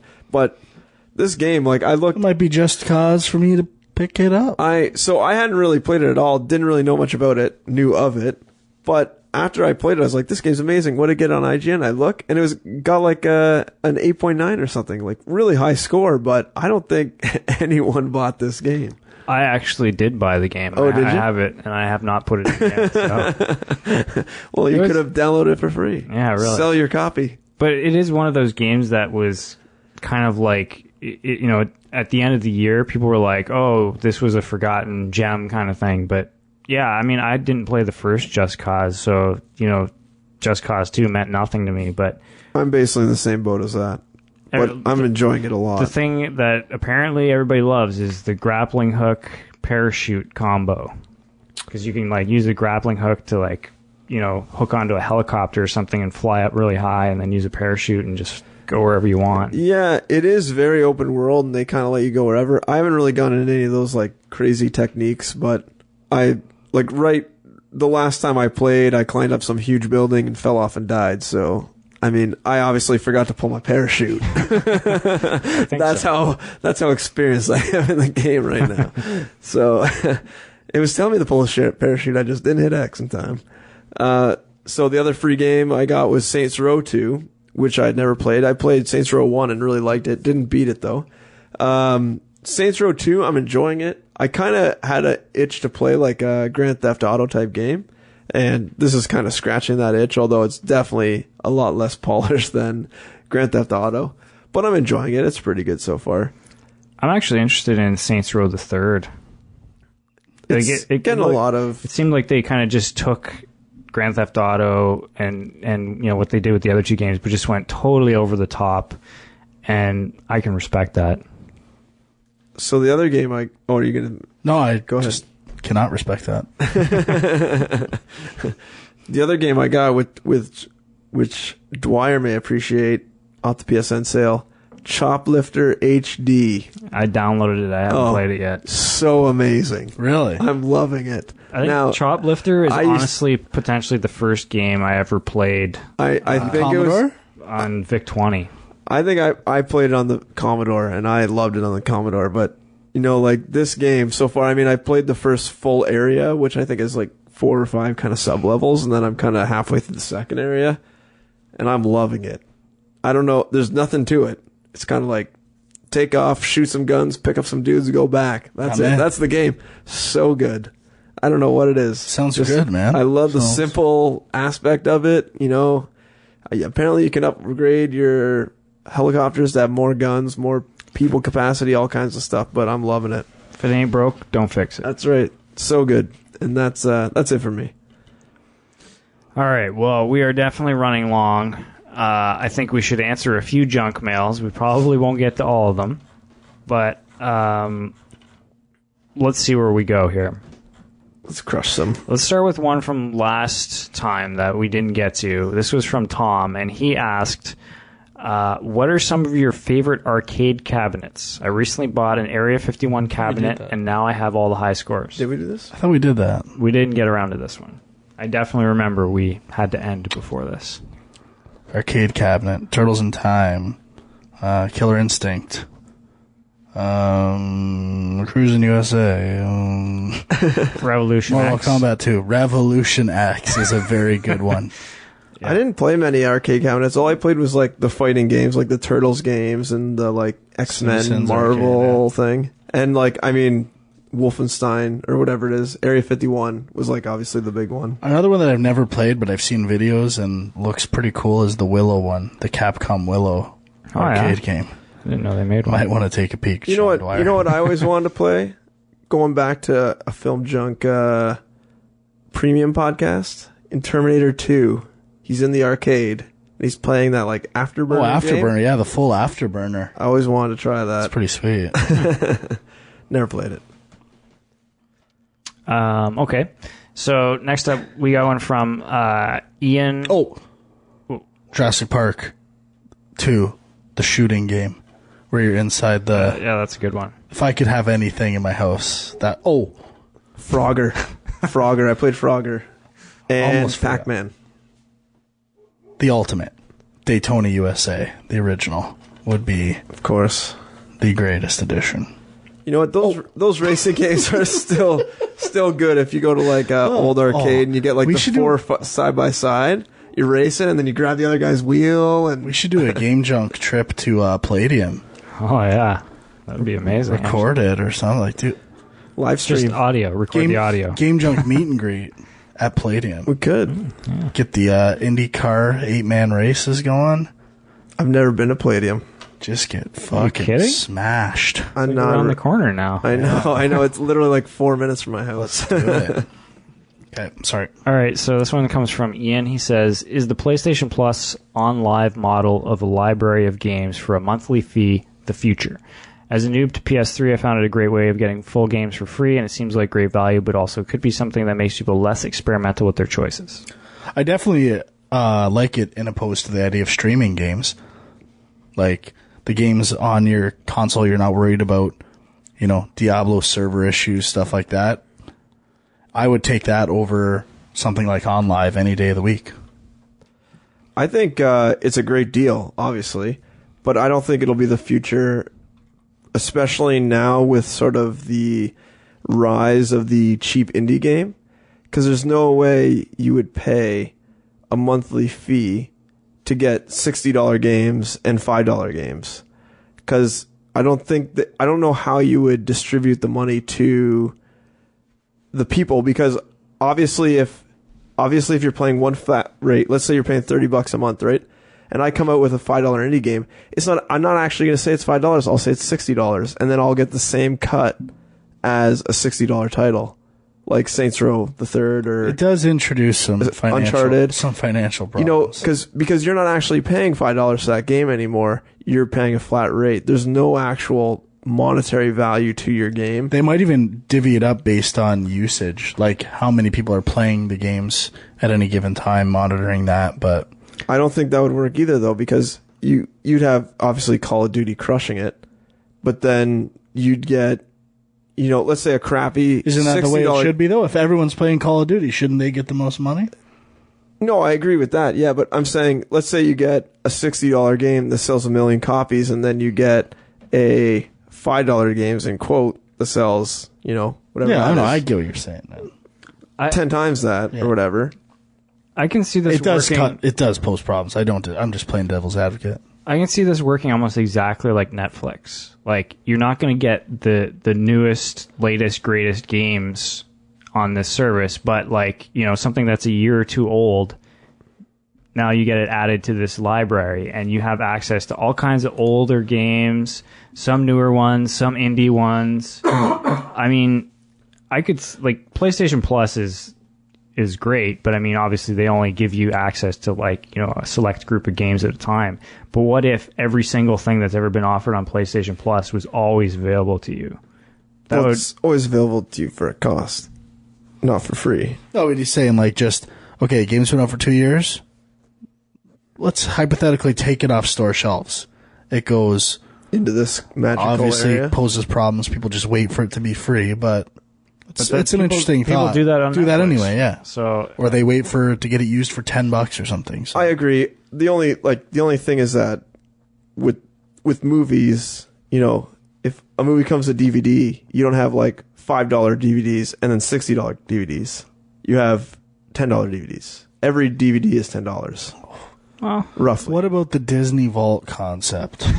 The first year, right? You can buy the game. After a year, you can't buy it anymore. It's gone. It disappeared. So if you want it, you better buy it before that day. Then for the next year, can't find it anywhere. And then it shows up on the store. See, if Nintendo was smart, they would copy the Disney model. What are you talking about? Their games stick at $60 even without that. Disney Vault. Everything should be in the Disney Vault. I just think Nintendo is the perfect Disney. They would line up perfectly. Imagine if Disney bought Nintendo. Oh my God, how good would that be? Then we'd get Nintendo World. Frank would have some serious girl wood. All right. Speaking of Nintendo, we got a question from Colin here. He says, Game Men. Specifically Frank. With the July 1st deadline approaching, I found myself a mere 100 coins shy of Baller Club Nintendo Platinum status. I went Platinum in 2009, got the plush Mario hat, but have sunk to Gold status in the subsequent 2 years, thus missing out on the Mario statuette and collectible pin set. Bear with me. My question is it acceptable or even worthwhile to juice your game collection in the interest of scoring Club Nintendo Platinum status? I've done the finances and I'm looking at spending close to $100 on games I've been on the fence about. Should I pull the trigger or resign myself to receive the annual slap in the face that accompanies gold member status, namely a cardboard calendar with November misspelled November? I love this question, and I've been plagued by this dilemma before too. I'll tell you what, I might be able to help the guy out before the end of June. If he hasn't registered a Wii yet, I might have a Wii he can register for some points, and maybe a couple games that I got 2 copies of that I can't register twice. So, tell him to talk to me. You'd do that for Colin? I would. Wow.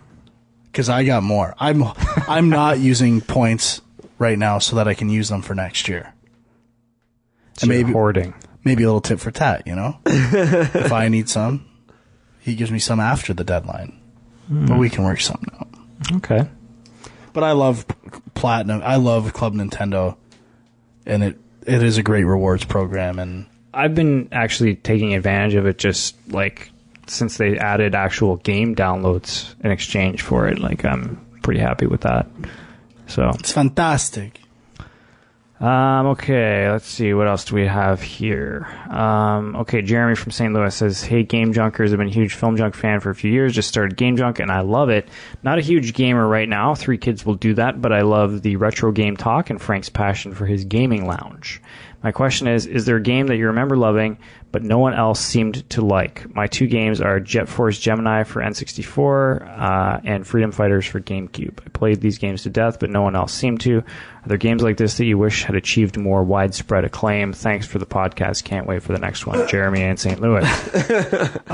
Shadows of the Empire for Nintendo 64. Oh, good one. I'm a huge fan of Toadstool Tour for GameCube. Potentially the greatest golf game ever made. I don't know if it's regarded as such, but I think it is. It's pretty good, yeah. What else? Sega Saturn games. Guardian Heroes, even though I suck at it royally. Thrilla Safari, TNC Surf Designs 2 for Nintendo. Mm-hmm. I loved. What else? Super Nintendo. I don't think there's anything that I played on that no one else liked. I don't think so.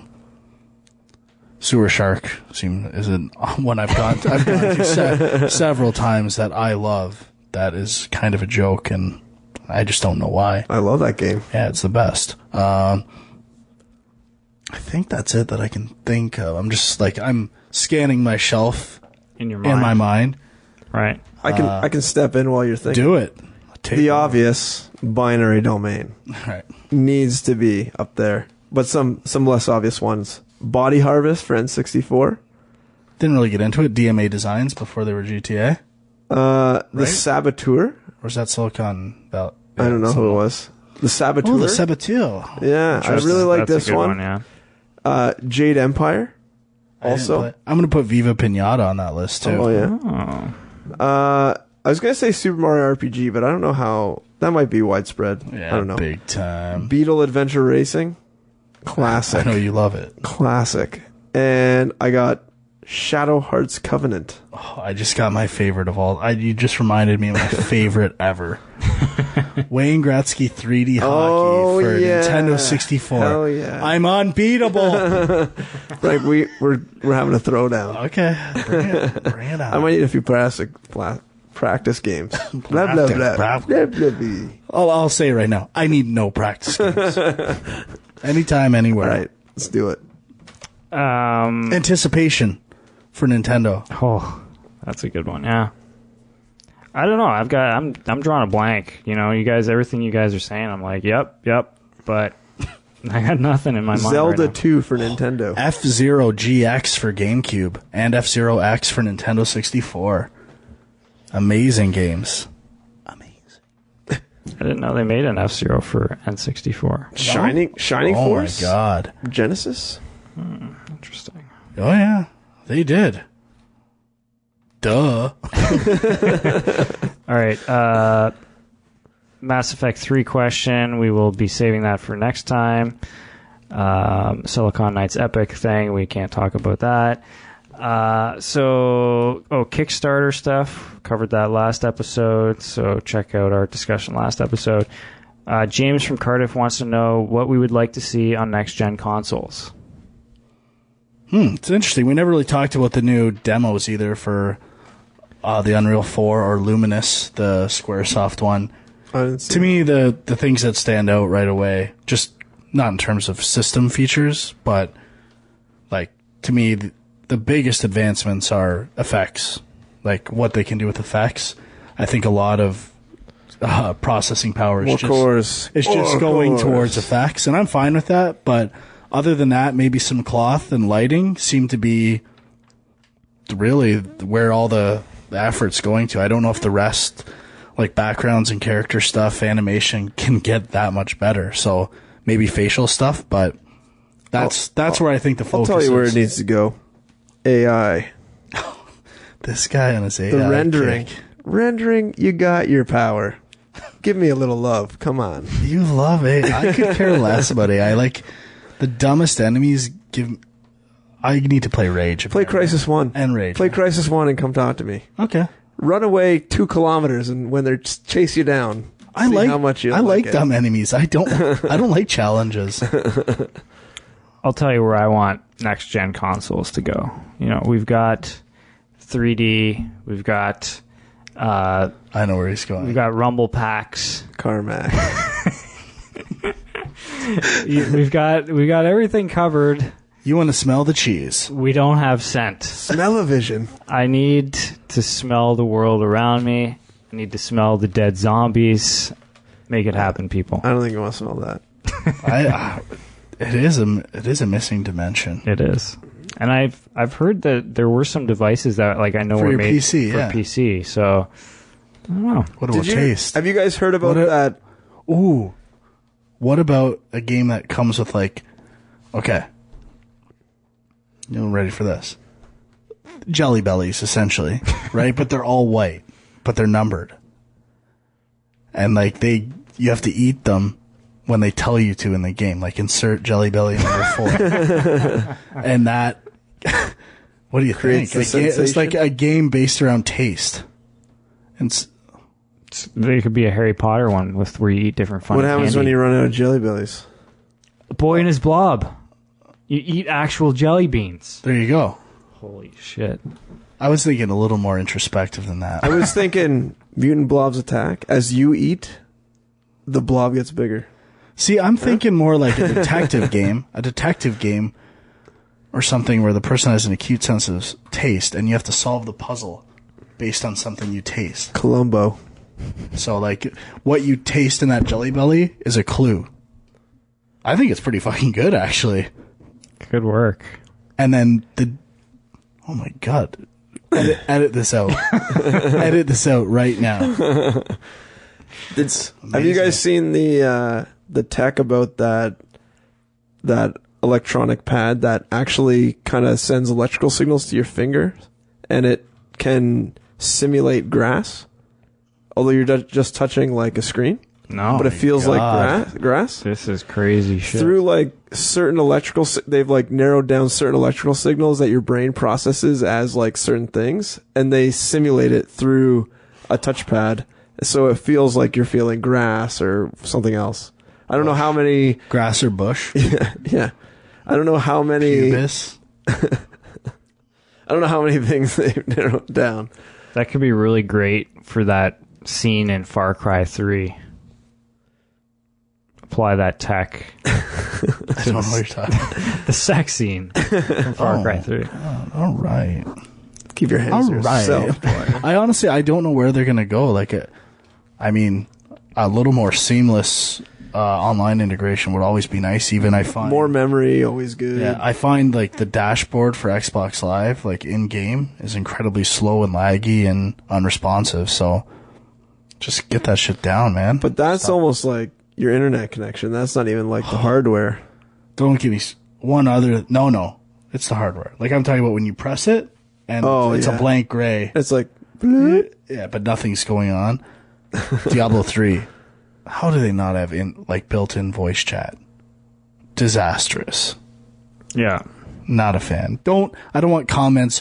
Use Vent, use this, use Skype. Don't care. Put it in the game. It can't be that hard. You got a lot of ways for you to make money with auction houses. Okay. Give me a way to talk to my buddy Dwight here. So this one, I think was supposed to be last episode, but I think we skipped it. Rick said, Bushido Blade is my favorite fighting game because it does a number of things that every other fighting game doesn't do to create a new experience. From the lack of health bars to the fact that there's 8 stages interconnected that you can run between. What examples of games in other genres do you see as unique within that genre? I respect Bushido Blade so much for doing that. It was a totally different take on fighting games. But I honestly, I can't think of any games like that.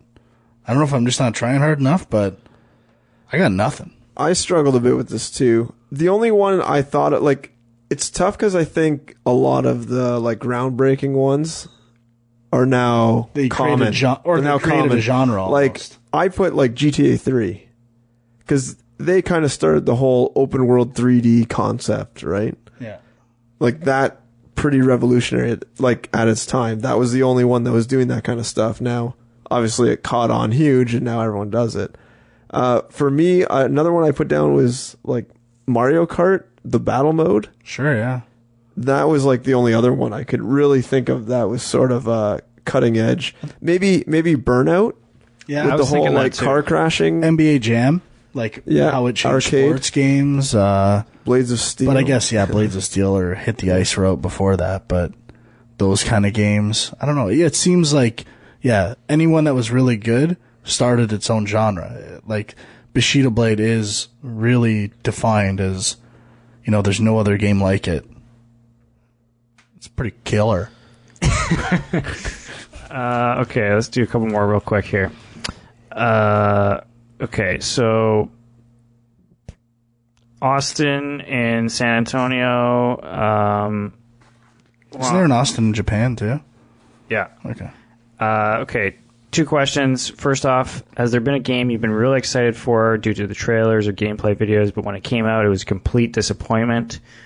For me, I was really excited about Ubisoft's I Am Alive, and I thought it had a pretty cool concept, and then when it finally came out, it was nothing close to what I imagined it would be. Enter the Matrix.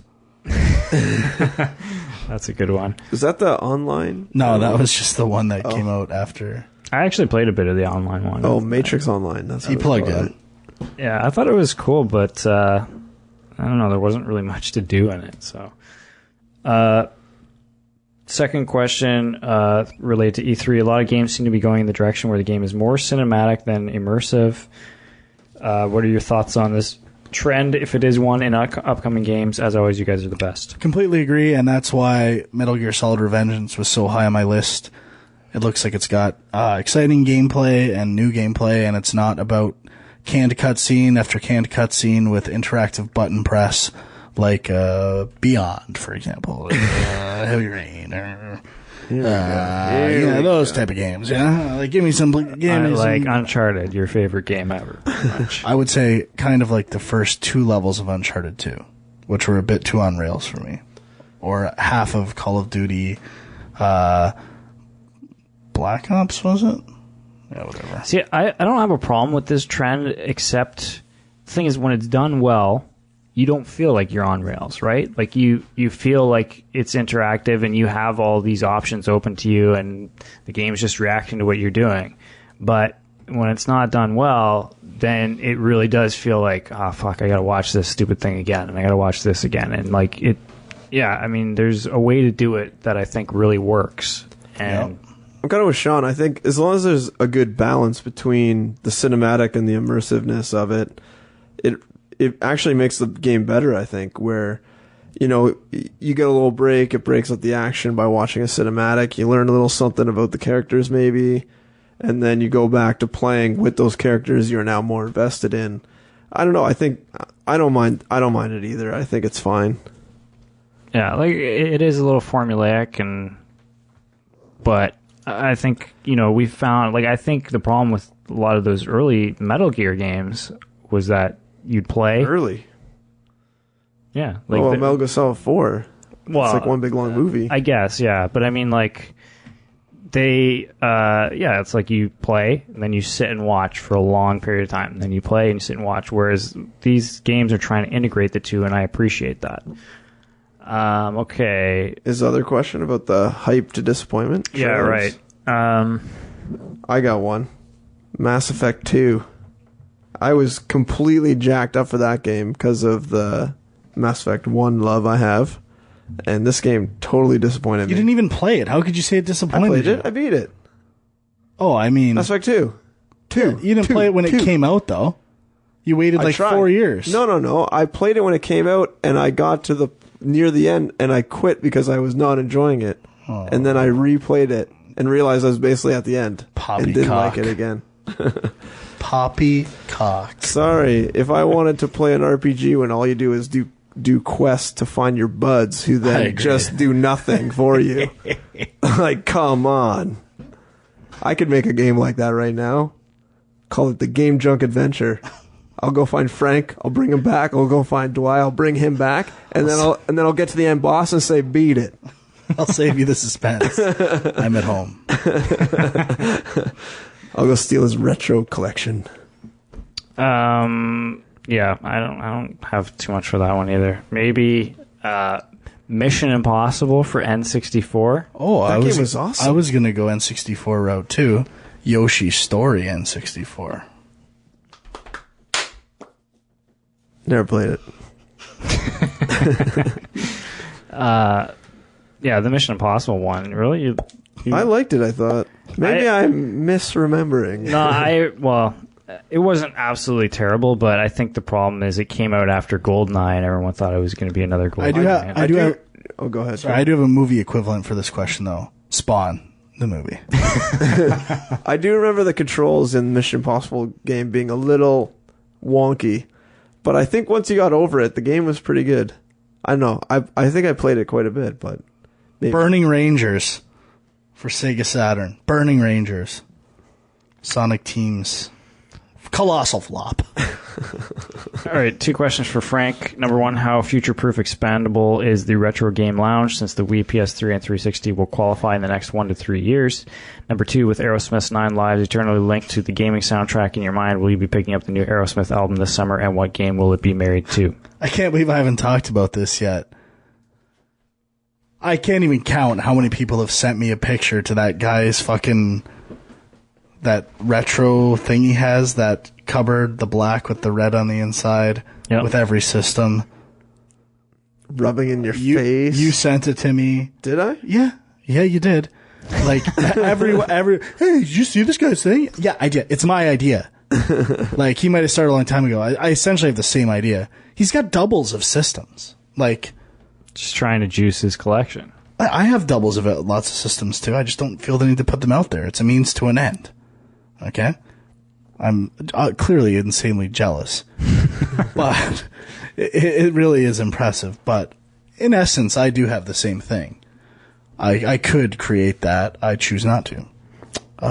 But I would say the most impressive part of that guy's collection, which you don't see, is like the arcade sticks that he has behind the chairs with a MAME emulator to play all old arcade games as well. Like, that's pretty killer. It's amazing. The guy... Serious props. How do you know he has that? He shows it in the video tour. Oh.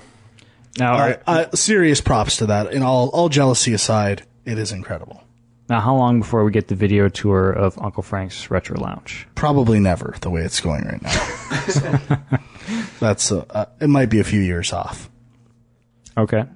But so that's like 6 episodes a game. It is expandable. And I never... The guy's using a flat screen TV, and this is part of future-proofing. The Retro Game Lounge is done. There is no future-proofing, okay? So as of today, anything new? I would set up a different Retro Game Lounge for high definition. Right? Yeah. That's an era. The low def era is over. It's a defined amount of years and games. Set in stone. It'll expand game collection-wise, maybe a system here or there, but that's it. It'll be a new lounge. And its name will decide itself when the time comes. Okay. And as for... Retro HD Lounge. I do love Taste of India by Aerosmith, but I don't think I'm anticipating the new album. I heard a snippet on American Idol, and it was fucking brutal. Just brutal. I can only imagine. I think they're a bit past their prime. Aerosmith. You might say that. All right. Steve says, I'm guessing you guys will be reviewing E3 in relation to it. Are you surprised how big the video game industry has gotten? Celebrity endorsements, and with Aliens, Colonial Marines, it was announced on E3 that it was a direct sequel to the first 3 Alien films. I'm always in constant amazement to how important video games are whenever I look at my old Game Pros and EGM, when each issue was the size of a Bible, at how niche video games were to it being a driving force in entertainment now. It's the future, man. Get used to it. I think it's, at some point, the movies and video games are going to become one. Do we not think? In some way? Probably. I mean, this is the thing. It's not just video games. Like, everything's coming together, right? Like, if you have a franchise, like you have a movie that's popular, well, you're going to eventually think of a TV show spin-off. You're going to have video games for it. You're going to come up with toy lines for it. Like, you know, like, everything is part of this new... The industry's so young when you think about it. Like, movies started in the early 1900s, right? Like, video games have only been around mainstream since the 40. 70s. Yeah, 40 years maybe. Yeah, like they've got a ways to go. It's still a really young industry, so. It is weird to me though. Like I watched some of the press conference stuff for E3 on G4 on TV, and that's kind of weird to me. Just thinking that they're covering it like it's like the Super Bowl or something, and like it is though. Really, I love it. Yeah, I mean it's awesome, but like just the fact that there's enough people watching this and caring about this to support that, like that's pretty interesting. It's pretty neat. It's covered on Spike too. Yeah, which is a pretty. I mean, I think Spike's more widespread than G4. Seems like Fallon's gotten off the game train, eh? Really? Remember when Fallon was all about video game releases? I saw a bunch of Twitter posts over the past couple days of people putting stuff on his show, like tonight, last night, the night before. Yeah. I think he's just doing a post E3 kind of. Oh, okay. I really liked how he was pushing the game stuff. He's a good guy. He's awesome. All right, last question. This one comes from Stephen Carpenter. He says, "Hey guys, big fan of the show." So more E3 questions. He says, first off, have any of you worked on games that were actually shown off at E3? Have any of you been lucky enough to attend the event before? When a company does decide to show off a game, who usually represents the company to show it off? From what I've seen, it's usually a higher up person like Cliffy B or something like that. I would imagine the vast majority of people working on the game wouldn't ever get a chance to go to E3, which is unfortunate. Also, I was curious if Sean had finally gotten around to starting Skyrim yet. I took about a 6-month break from it. I'm pretty eager to get back to it, especially with Dawnguard coming out soon. Are you guys excited for Dawnguard? What do you think of it costing so much? I heard Todd Howard say it would be around $20 or so during E3. I know it's several hours of content, but I'd still like to see the price to be a bit lower. Thanks. Keep up the awesome podcast. Steven. You're going to have to refresh us on those questions. E3, I have not had a game I made shown at E3. Well, we kind of did with Too Human. We all know how that kind of went. Oh, yeah. For a bit. That's, happened. Yeah, I think that was the only one for me. No. Well, Metal Gear Twin Snakes as well. But, yeah, I haven't been there. I haven't. Assume you guys have not been there, unfortunately. See, I don't know. Like, we didn't get our Kickstarter together in time. No. If you guys had the choice, what do you think you'd prefer to go to? E3 or something like GDC or something? I'd go to GDC hands down, but that's just me. I'm more of a industry guy than a game guy, I think. I'm interested in both, but there is only one deciding factor. Booth babes. I need the booth babes at E3, man. See, everything I hear from people who have been to E3, they say it's like you can't even see any of the stuff. Like, it's better to sit at home and watch the video coverage because it's such a zoo there that you don't get to try anything. I also think that more people would prefer PAX now. It seems like PAX is kind of becoming this massive event that's almost bigger than E3. Yeah, well, it seems like it's as crazy, but it's just showing off a lot more like the indie games and stuff like that, which is something we didn't really talk about too much at E3. A lot of people were like even when we were talking online, Frank, you were like, you hate where the game industry is right now. Like E3, everything seems like it's so stagnant because everybody's waiting for the next gen and whatever. But really, there's a lot of cool stuff on the indie side that's just not even seen at E3. Like, that's just the big blockbusters. And, I guess it's one side of the industry, but it's not everything by any stretch. Jelly bean games, man. Get ready. So people who represent the company, usually there are PR people specifically for that. Game directors. Yeah, people who really know the game inside out as well can go, usually. Yeah, they're not going to get some nerdy programmer to talk about it because that just would not go over well. Yeah, you just hear us go, a whole bunch. I don't think anyone wants to be the next Mr. Caffeine or whatever, right? Like, I would not really want to go up on that stage. Although they'd probably crush it. Have I played Skyrim yet? No, as a matter of fact, I haven't. I was thinking of trading it in, so. The no-play trade. Because it's not going to happen anytime soon. But, awesome. You could have traded in one for Gravity Rush. I know, exactly. You blew it. But yeah, I don't know. The DLC, $20. I guess it depends what's involved in that. I'm not excited, but I also haven't really played Skyrim. I think one of these weeks I'm gonna be digging deep into Skyrim. Okay. After Binary Domain, though, right? Give or take. Someone's gonna come first. Someone will come second. All right. I think this is officially our longest episode yet. Not at all. No way. We started at like fucking 9 o'clock, dude. Well, I'm looking at like almost 3.5 hours here. I think we're good. We've had 4-hour episodes. This thing's nothing. This is a good way to extend it. This is a pathetic dick of an episode. All right. Limp.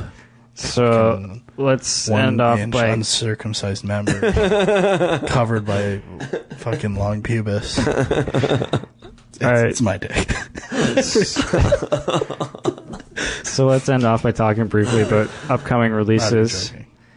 There's not a lot of stuff coming out this summer. So this month still to come, we've got Quantum Conundrum, which I'm kind of looking forward to, from one of the creators of Portal. Pokemon Black and White 2. Picking these up, Frank? We're returning to the Snorefest segment. Come on. I thought you love Pokemon. Ratchet and Clank HD Trilogy. That got pushed.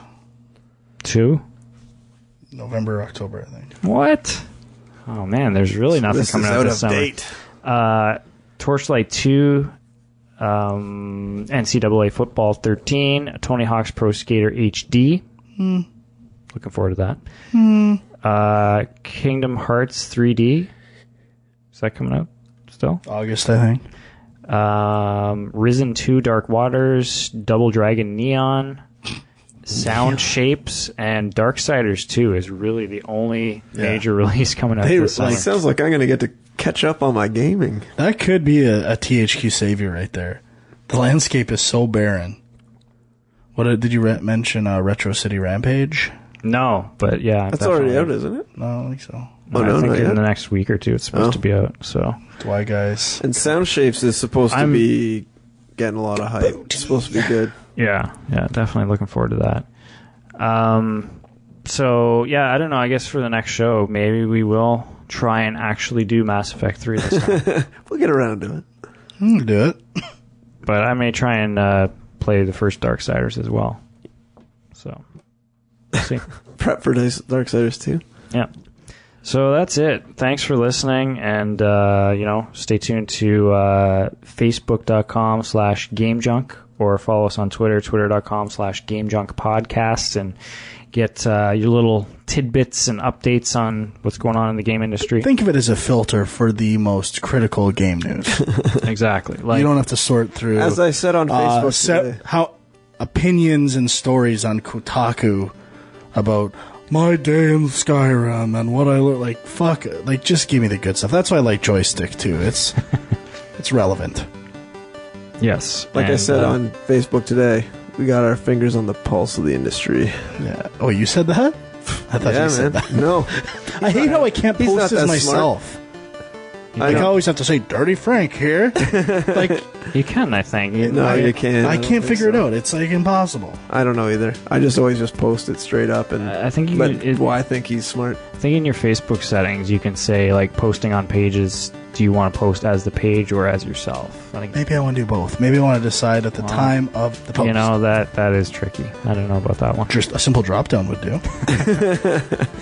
It's not hard. All right, so follow us all on Twitter, twitter.com/dirtyfrank with 3 R's, My Angry Commute, Film Junk, and as always, if you have stuff you want us to talk about, let us know. We're interested. We'll try and accommodate. Sometimes. We'll be back for another episode, and